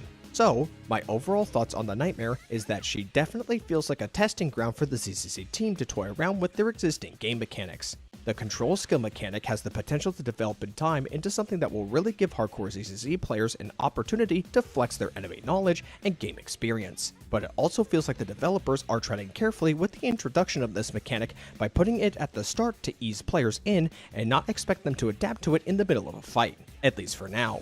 As for the Miasma phase mechanic and how it's tied to stunning the boss, I like it in concept, but it feels incredibly reliant on enemy attack pattern RNG and can result in wildly different Deadly Assault scores. Defensive assists are easily the most effective means for most players to accumulate days on the Nightmare to push her back into her Miasma phase, and of course, Yeah, I can see Miasma that. damage itself as well.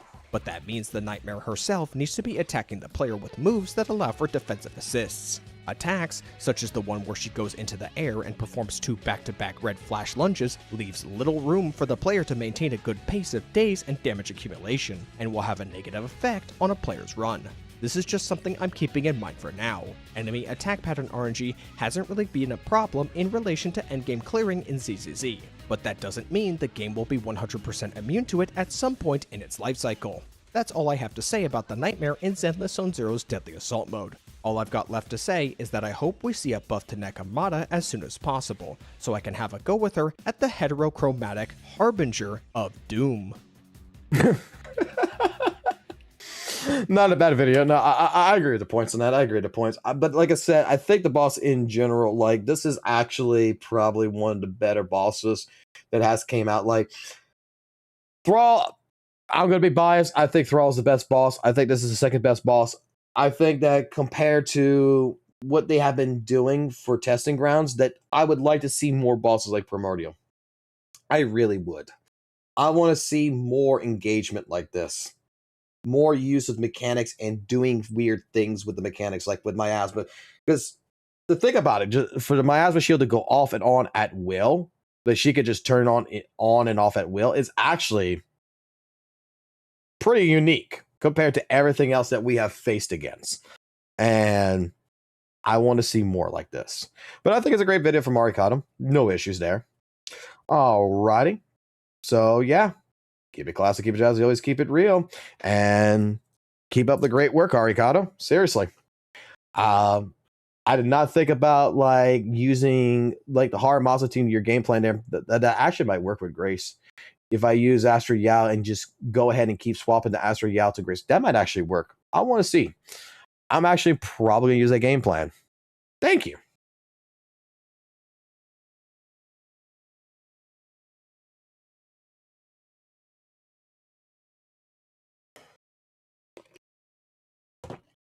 All right. Let me alert that didn't come up.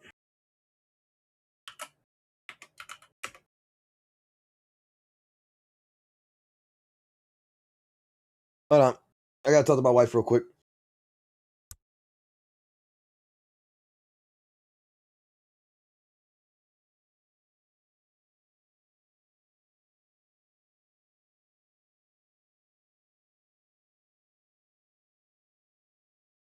And I'm only going to be up for about another like couple of minutes or so. I'm going to be only up for a little bit more longer. Then I got to go to bed because I do have work in the morning. I'm starting to feel a lot better than I did yesterday. So we'll see how that goes tomorrow at work, because a lot of shit has changed in 24 fucking hours of my work too, which I got to go see. Our organizational changes have happened, and I got like an employer telling me, "Oh, I need to take off," and I'm gonna have to tell them tomorrow, "I'm not your boss," and they're not gonna be happy about that.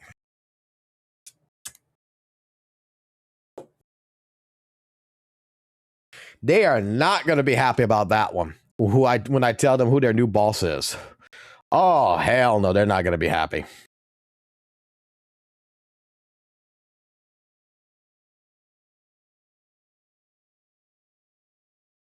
But dare I say, this is a problematic fucking employee that I am fucking happy to get off my ass. Story structure makes it hard to get invested in. The story gives prominence, spending time in development with her relationship with the proxy, and builds up to emotional import, all of which are signals of a character that in any other story was meant to be an ongoing presence. But we know that she won't. ZZ writing structure doesn't allow it. The characters are written to stick around. They're all of their development crammed into a single story chapter or agent story, and then quietly replaced by the next release. So we are repeatedly told how important the proxy is to Yi, only that importance to be rendered meaningless the moment she stops being a new banner unit. Knowing that in advance turns the entire build-up into a dead end and completely kills my motivation to actually get invested. And before anyone jumps in with first Gacha game, no, this is a universal Gacha story and talent problem. Plenty of other Gacha's mainstream core cast long-term relationships. ZZs choose not to.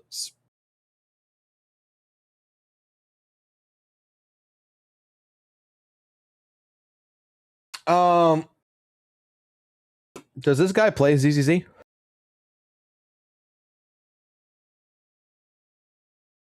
Correct me if I'm wrong, but I have played ZZZ for a lot less than a lot of you guys, but one thing that I noticed about ZZZ is they like to keep bringing back the characters, like even Miyabi and such, like even when they're not on banner. They like to keep bringing these characters back into the story. Come on. I gotta go to bed too, and I gotta go to work.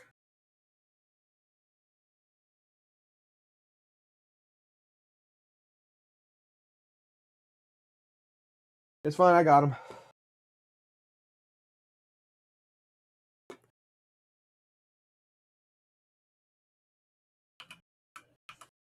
Like, I don't think I'm wrong about that, right? Like, that's the one thing that I've noticed in ZZZ is as characters just show the fuck back up.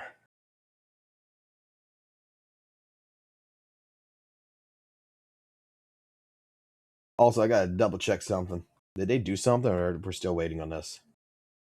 We're still waiting. Okay.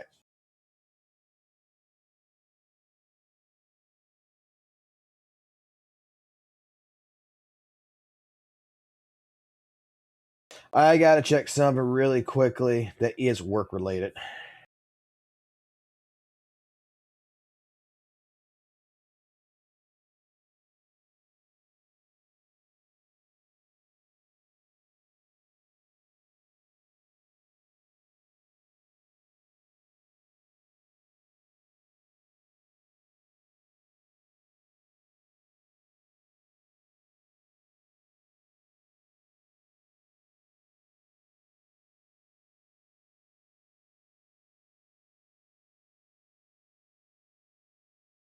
Yeah, they're not gonna enjoy that. Okay, that's a video to make. Like, how do we feel about this? How do we feel about this?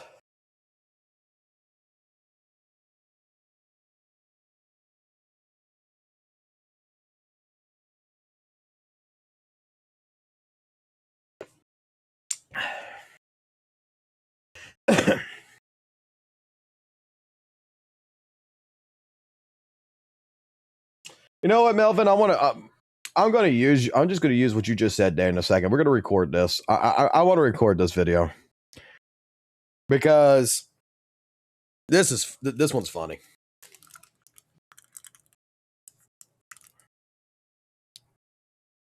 Because like Lycon, a good example. I'll use an agent that's just standard, right? Lycon. We had the entire Victorian housekeeping scenario. We had his agent story, and even Lycon shows back up because of fucking Hugo. With the entire shit around Mockingbird. Shut up, Naomi!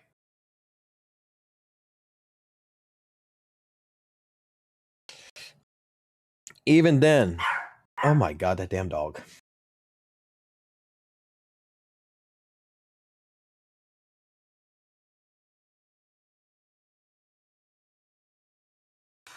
Dad's gonna be coming to bed soon, okay? We can watch a movie.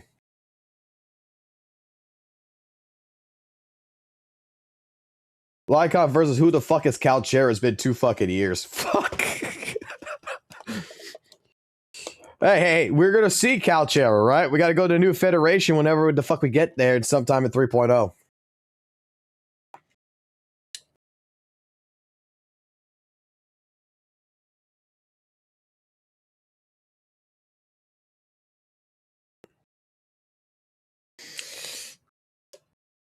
Alrighty, new Eridu proxies and protocols.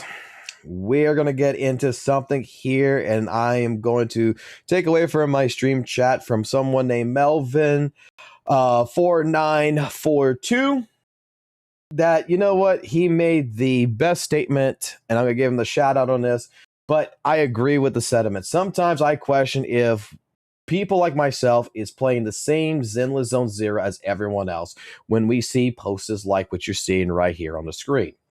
So, from Prinny Wesker on the ZZZ discussion site, are also to a lot of people out there, ZZZ Doom posting with 114 upvotes and 105 comments, which we'll take a look at some of the comments there in a little bit. We have a story issue here, it looks like, that makes it hard to get invested into our Void Hunter Yi. So, I want to take a quick little time here. I want to read this out and I want to discuss this with the chat. And basically, for you guys who are going to be watching this video later and seeing it on the stream, I want your guys' thoughts on this as well. Maybe there is something that I'm missing, that me and the stream might be missing, and you might have some more insight on this than we don't. But without further ado, let's go ahead and let's read the conversation. So in this topic of conversation, or topic of discussion, the poster goes ahead and posts up that the story gives her promise, spending time developing her relationship with the proxy, and builds her up in an emotionally important, all of which are signals of a character that in any other story was meant to be an ongoing presence. But we know that she won't, because ZZZ's writing structure doesn't allow it. This so far is the first red flag that I am seeing right now, but continuing. Characters aren't written to stick around. They get all of their development crammed into a single story chapter or an agent story, and then they're quietly replaced by the next release. So we're repeatedly told how important the proxy is to Yi, only for the importance to be rendered meaningless the moment she stops being the new banner unit. Second red flag. Knowing that in advance turns the entire build-up into a dead end and completely kills my motivation to actually get invested. And before anyone jumps in with the first Gacha game, no. This isn't a universal Gacha storytelling this isn't a universal Gacha storytelling problem. Plenty of other Gachas maintain a reoccurring core cast and a long-term relationships. ZZZ is choosing not to do that, severely limits its ability to tell a compelling narrative. Red flag number 3. So, again, just like we said before, I'm wondering if this person's playing the same Zenless Zone Zero that I am, because relatively speaking, I am a person who, majority, in case you're someone who's new that doesn't know this, I started in 1.7 and I did the entire story from 1.0 all the way to 2.0 before 2.0's release, and then been continuing since. And one thing that I had embarked about this, because primarily I was a WUWA player from back in the day, that I was heavenly surprised about in Zenless Zone Zero's story, is that characters keep coming back. That in a story like Weather and Waves, characters like Gien, forgotten characters like Calchero, characters like Encore and them, when I was playing Weather and Waves, never showed back up in the actual story. And kind of made me, shocked when I saw something like this in ZZZ. In ZZZ, like, for example, I'll give Lycon, a standard S unit character, right?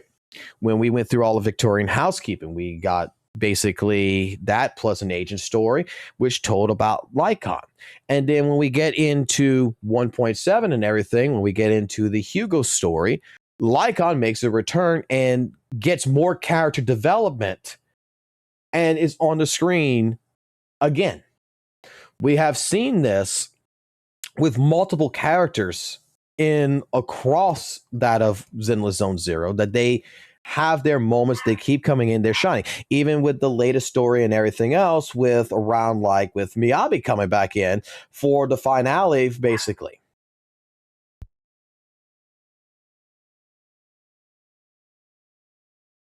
So, yeah. Just, I don't know if we're playing the same game. I don't know where this person's coming off of from. Like, even my chat's like, go ahead and making some statements and everything here in this. But ZZZ, I'll even say it like this. If you did the main story, and then you did the second little side story, which, what was it called again? I go take a look real quick. The Sword Seeker Chronicles. Now, I know that I have a different take on this than probably some people with the Sword Seeker Chronicles, but it's like the Sword Seeker Chronicles is actually setting up Yi to be traveling around the world. If you go through it, and this is kind of a spoiler, I'm going to be honest right here. This is a spoiler, so if you don't want to hear this part, this is the spot to stop at, and take whatever you say from here, from this point on, and just write your comments down. But from the story, from the Sword Seeker Chronicles, the very end of it, after you do everything, straight up, it's implied that Yi is going to be going around, or needs to go around, to get memories of other sword masters to help develop the Qingming sword even more. That at her current level, and at the current level of the sword, she can't open up any further in the domain, and to get what secrets that she wants to get to basically grow more from. So to me, that's also foreshadowing that we're going to be seeing Yi having more of a presence probably coming up into the future with like the 3.0 story, to where she is going to be somewhat out there, getting stronger, getting the sword to get more memories in it. Whatever. But I have seen characters like Grace show back up. I have seen in the main story with Anton, with Grace, with Miyabi, with Yanagi. Even the co-op has its own little story, which is actually something that's very interesting and everything else if you go through it. Because even though I skipped everything, I went watch a YouTube video that went through all the entire story to go ahead and get back onto it to understand what I missed. But yeah, there's a lot going on, and characters I don't think are just written to stick around for a banner and then just disappear after that. ZZZ, I have not seen it do this. So where is this poster coming from? I'm not sure. Let's take a look and see what some of the comments are saying. I think Zenless does have a serious issue with, in which it connects with the issue of needing 2 S ranks per patch, which crams the story with characters that aren't always very interesting or necessary to the story. Zenless already has a prime example of this with Itari and Lucia to a degree. 2.3 as a whole was a prime example of a patch that could have helped build up something other already established characters or an upcoming character more. However, the story is very self-contained and doesn't really do anything at all for progression of the narrative or development of the proxies. What? What? I mean, I get the point, but like Yadhari was like the key to opening up the fissure and everything else more in the hollow to get to the creator and shit. That's okay, never mind. Continuing on. Well, they get rid of special episodes and such. I would welcome a slower release schedule if it would mean a better story. Seems hard to do this with the recourse of balance of 2 limited patch, including polychromes and the lower release. So many character alternatives can make it, but unless they want to be like HA3 edition, not every character can have an alternative form. A lot of okay, so now they're talking more about like alternative forms and such. You can say that, but Monato is literally right there and had a presence since 2.0. Okay, here we go. All they had to do was make him an S rank in mine, but no, they went with 2 agents out of nowhere, and it also happened to disappear into oblivion in the file. Okay, what are the events? And characters might disappear from the next patch, but the characters like Seed, Orphe, Lucia, fucking Yadhari, Alice, Yuzuha, Monotone, they all showed up at 2.5. Like they still show up in different parts of the story. So yeah, Nekomata came out of nowhere and disappeared into oblivion following the following patch 2. Nekomata literally could have been replaced with a generic NPC that hired the cunning hair, scammed the coal for help, and story that would have been exactly the same.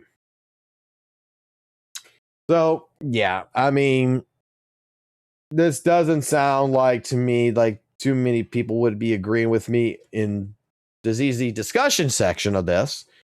But I'm going to say it like this. My experience so far, maybe it's clouded, maybe my judgment's wrong, but I feel like ZZZ's writing structure, when we're talking about ZZ's writing, there has been issues throughout 2.0 with pacing, right?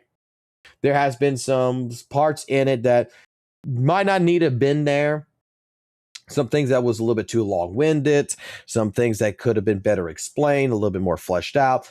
But when we're talking about characters and their presence in the game, I've been quite satisfied in the amount of characters that has stuck around, that has shown back up in the story some way, shape, form. So, but what is your thoughts on it? Let me know down in the comment section below. And like always, keep it classic, keep it jazzy, always keep it real. And we will check back later. Have a good one.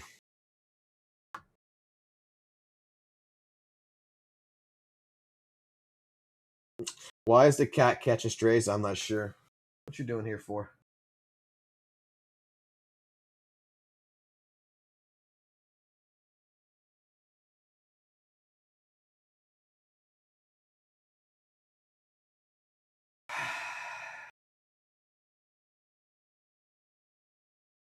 We're gonna have to get one. You know.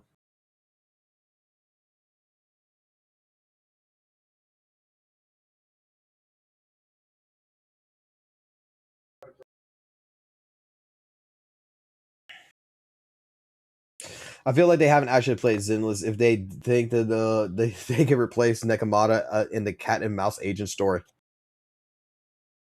Yeah, well.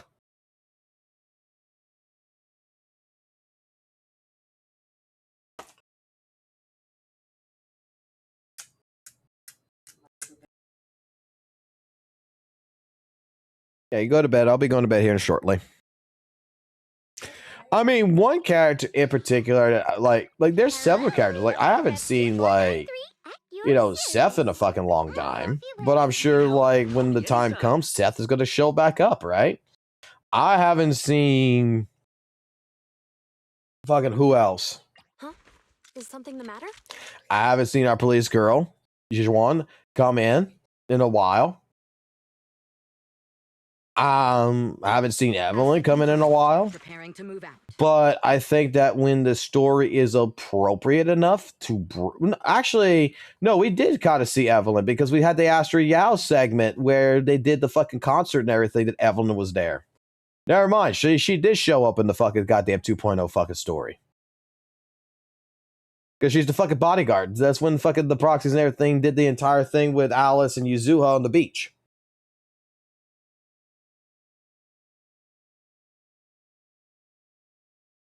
Like, story-wise, is going to come in. The whole Yi X romance narrative feels worthless. They don't end up together as a couple. Using the romantic plot device into characterization is not a good thing for her character. I disagree with that. It makes perfect fucking sense. It actually makes perfect fucking sense. I don't like it. I don't like it. Don't get me fucking wrong, Ace. I don't like it. But it makes perfect fucking sense. It makes absolutely perfect sense why she is in love with fucking Wise or Bell, whoever you're with. It makes perfect sense.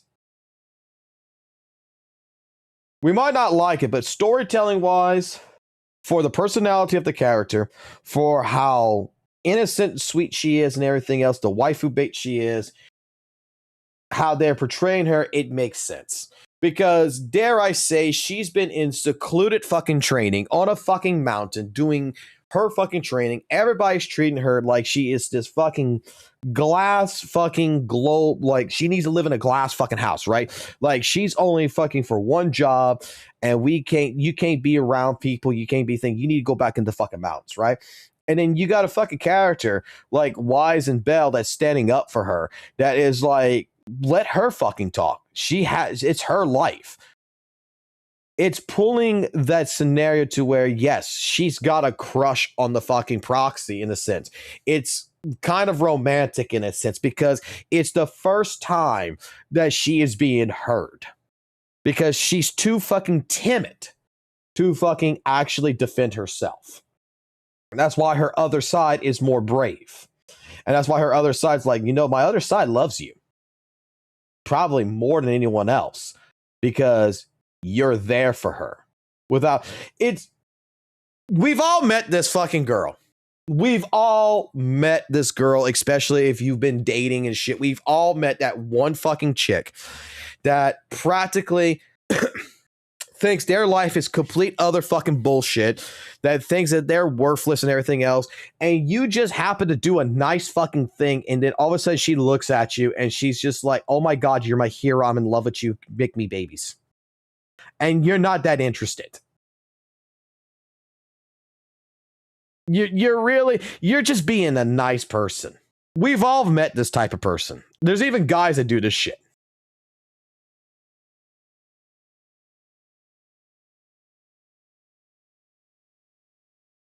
Like, mentally speaking, when you got a character that is locked up, that nobody wants her out of their fucking sight, and you're there and you're just doing nice things, taking her to the cinema, going to go show her around, go and bring her to fucking sweetest thing.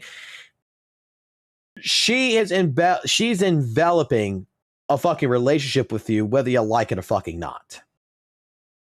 Because her brothers treated her basically like she's a fucking piece of glass. Her fucking Shifu has treated her like she's a fucking piece of glass. Her fucking entire summon has treated her like she's a piece of fucking glass. And you're the only fucking person that's like, you know, I care about you. And I care about what you have to say. So I don't mind talking to you.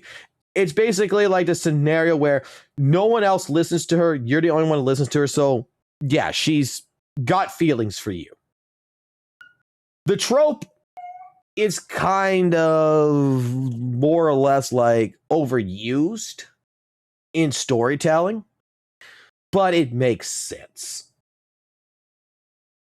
Like, I have to admit, it makes perfect sense for the character's personality. Now, if they would have made her like a bitch or something, they would have fucking made her like her other self, more so, then it wouldn't have happened that way.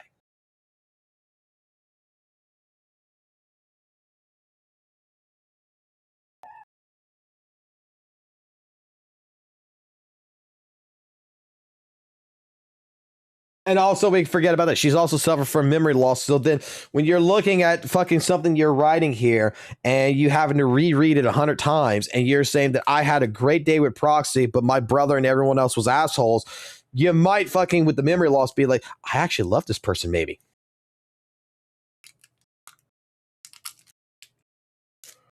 So characterization of the character, it makes sense why she is the way she is.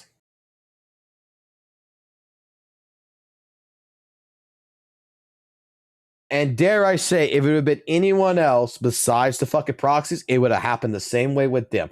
If, like, let's say we would have had fucking Lighter show up in the fucking store and Lighter would have been with us the entire time and Lighter be like, hey, let her talk. She probably would have ended up getting feelings for fucking Lighter.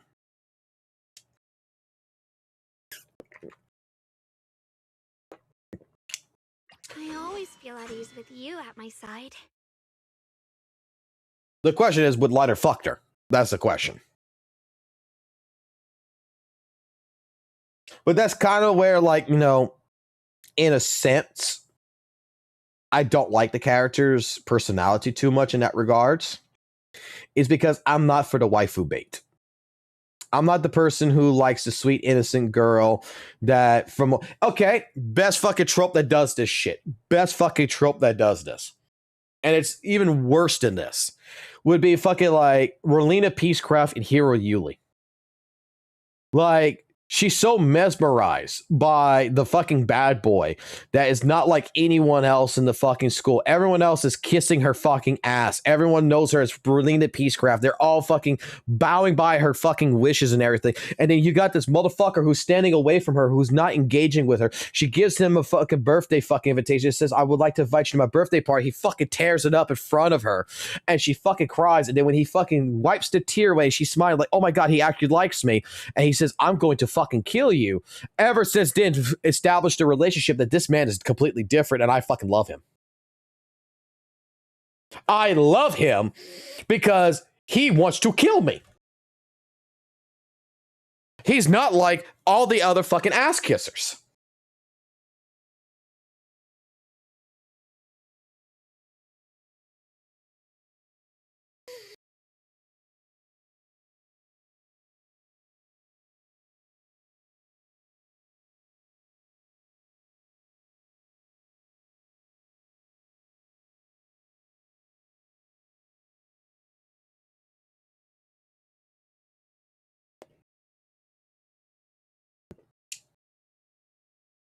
So that's why, like I said, it just makes sense in her personal opinion. In the personal opinion of me, it just makes sense why her character structure is like it is. All right. What I'm going to do now is, because it is late, I'm going to go ahead and stop live streaming. We will be back tomorrow. We're going to have some more drama and shit tomorrow because, dare I fucking say, we have to go ahead and take a look at probably a couple of bit more of misinformation, right?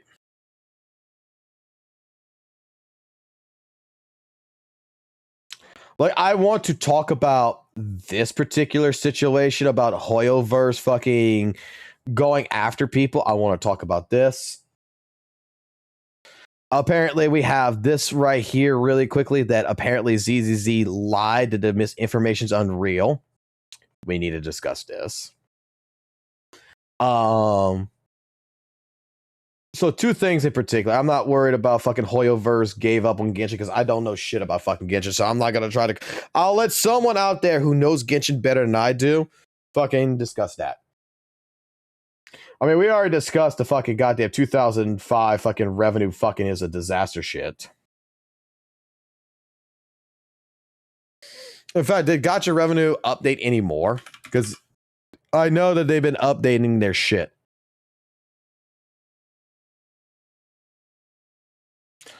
Because, like, the WUWA numbers should have gone up. No, it just stay where it's at. Okay.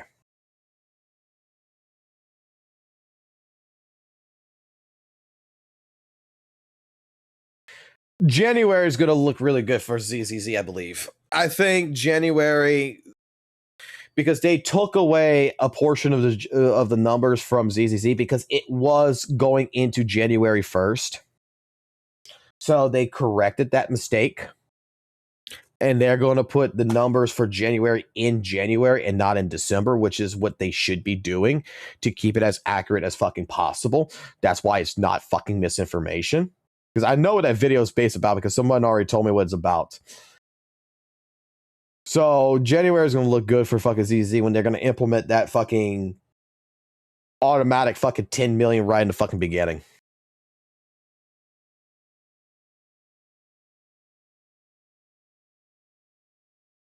Where is Weather and Waves at right now on Twitch tracker?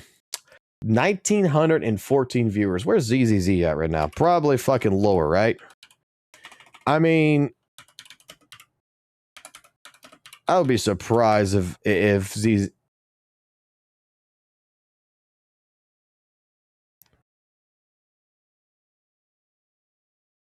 $945? 914.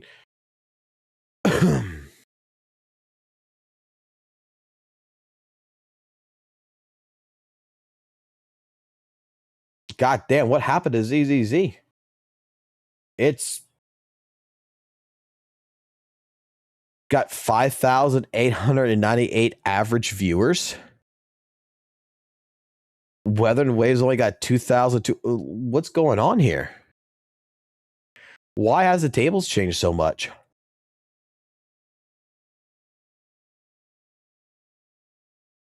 Interesting. Let's go take a look at Steam charts real quick.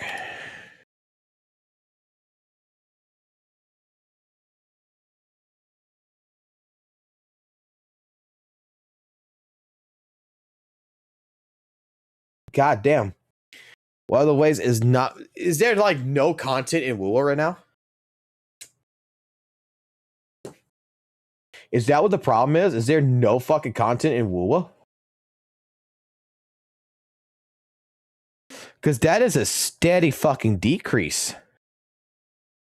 Holy shit.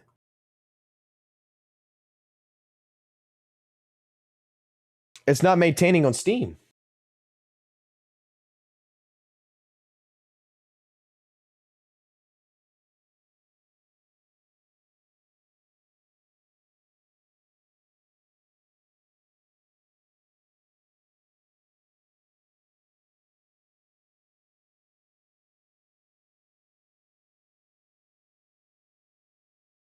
It's going back to original.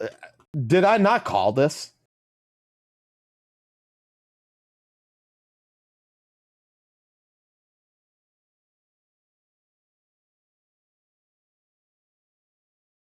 The patch 3.0 was not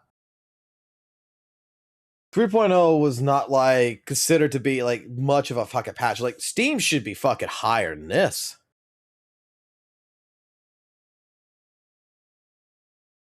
It dropped down by fucking half. A little less than half.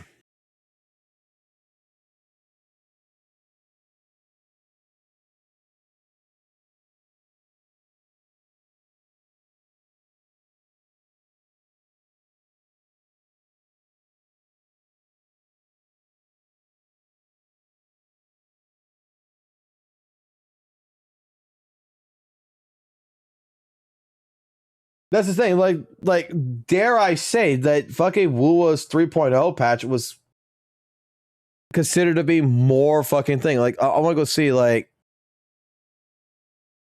monthly.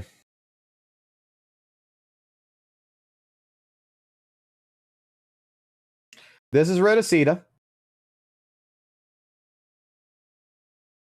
This is Cartethia. And even using their own metrics against them, right?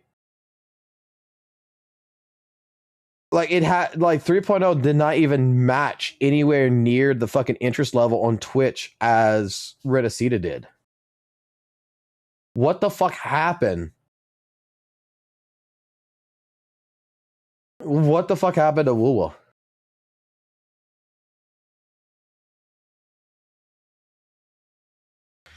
Let's see what happens, because you said next week is when Maureen comes out.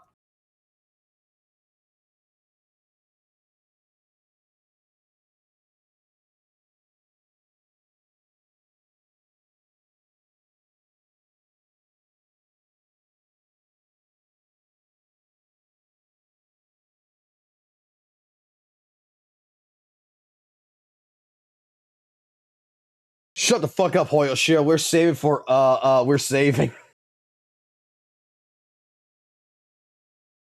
Well, I'm just being honest here, right? The Steam numbers, especially, okay? And I know the argument is gonna be, oh, no one uses the fucking Steam client, but dude, when it came out before, take a look. When the first time the Steam came out, look at the consistency of players, like 26, 25, 27, 21, 32. Look at the consistency from May all the way to fucking October. And then after that, it started dropping. It came back up for a little bit for fucking November 19th. Dropped right here in December. Came in for 3.0, which is the biggest influx that it had. And then it's not even maintaining the fucking numbers as it used to on Steam. What fucking happened?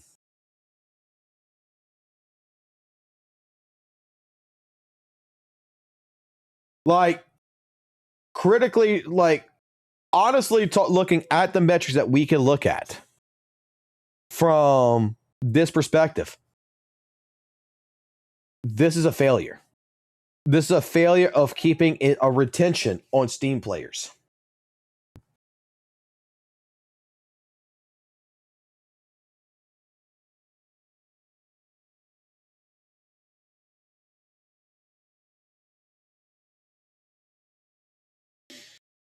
Let's go look at Olympus Company, you said?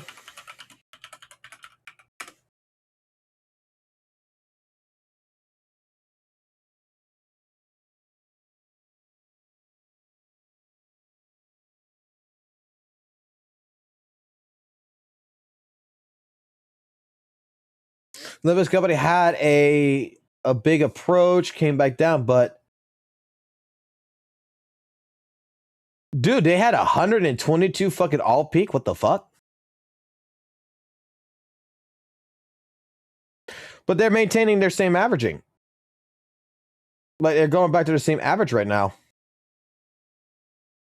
22K players right fucking now.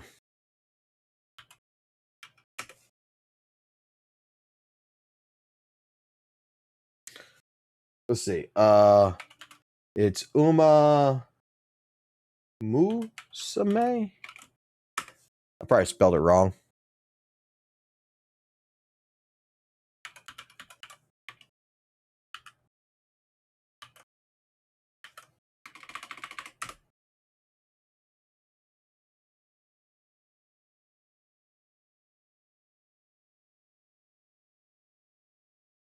It also has a downward trend.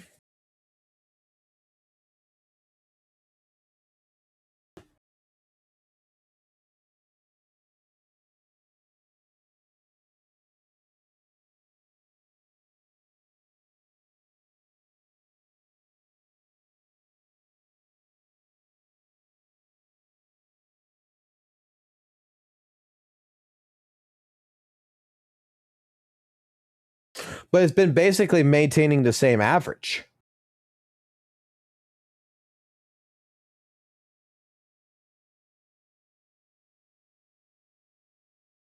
It has its highs, but it's been maintaining the same average. It's just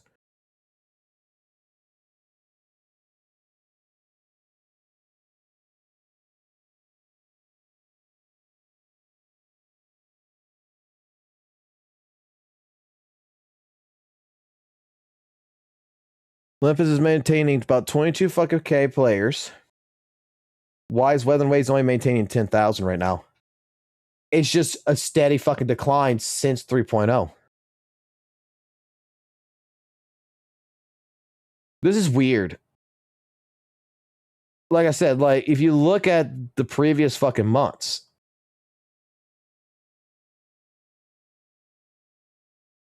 you just look at it.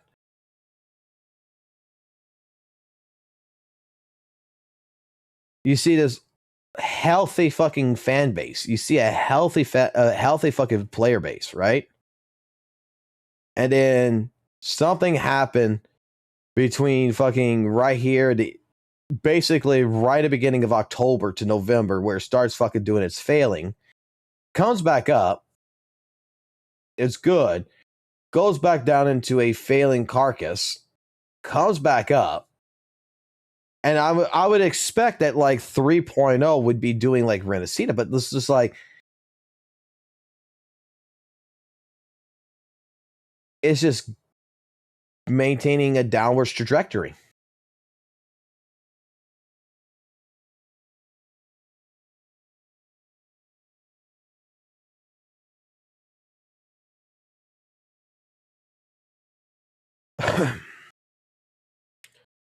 In a 30-day average, we get 23K people. See, I want to see what 24-hour peak is for Olympus Company. 24-hour peak is 30K.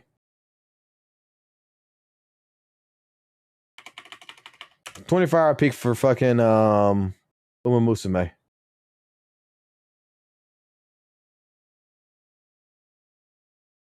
$23K.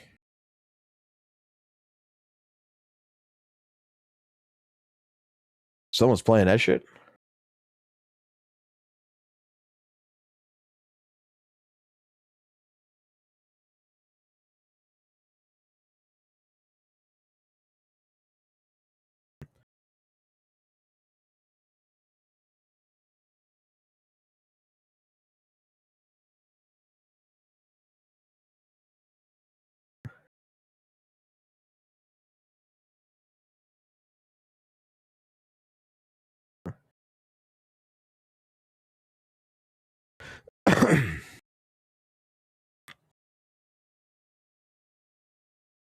I mean, I expect Zenless Zone Zero to go back down. I expect it to be looking like back into red numbers and stuff like this. I expect to see this. It's going to have its fluctuations, but ZZ came out at the right fucking time.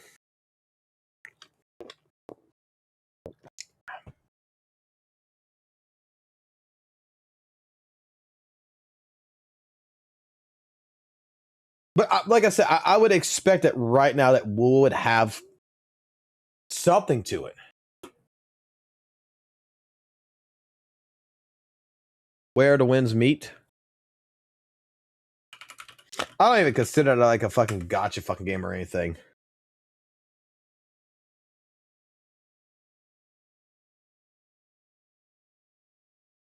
It's maintaining a high average. Between 40 and 70K. And even here, it dropped a little bit, but it's still... We'll have to see.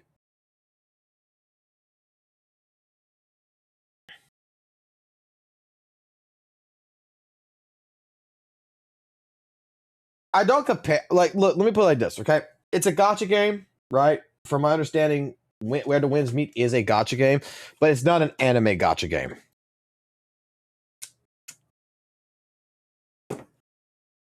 Like, I don't think it's a gotcha game, to be honest. People tell me it's a gotcha game, but I don't think it's a fucking gotcha game. If you, like, let me put it like this. If Dark Souls were to make a fucking gotcha game, a style gotcha game, right? Like, is it a gotcha game? I don't think it's a gotcha game.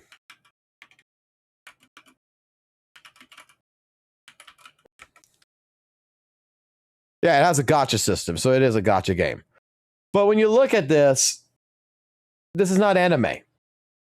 This is like fucking Neo. This is Dark Souls. This is more, let me put it like this, more normies. All right? The normie player, the actual player who plays video games that fucking hates fucking gotcha will be more interested in playing this than playing a fucking anime fucking gotcha game.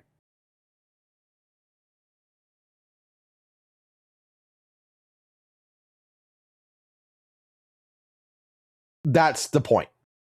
The point is that here, this is the type of game that you would introduce to a Dark Souls player, and they probably would end up playing it.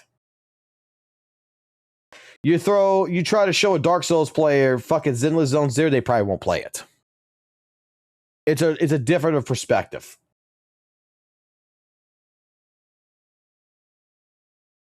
Well, apparently it's got a gotcha system, so they call it a gotcha game.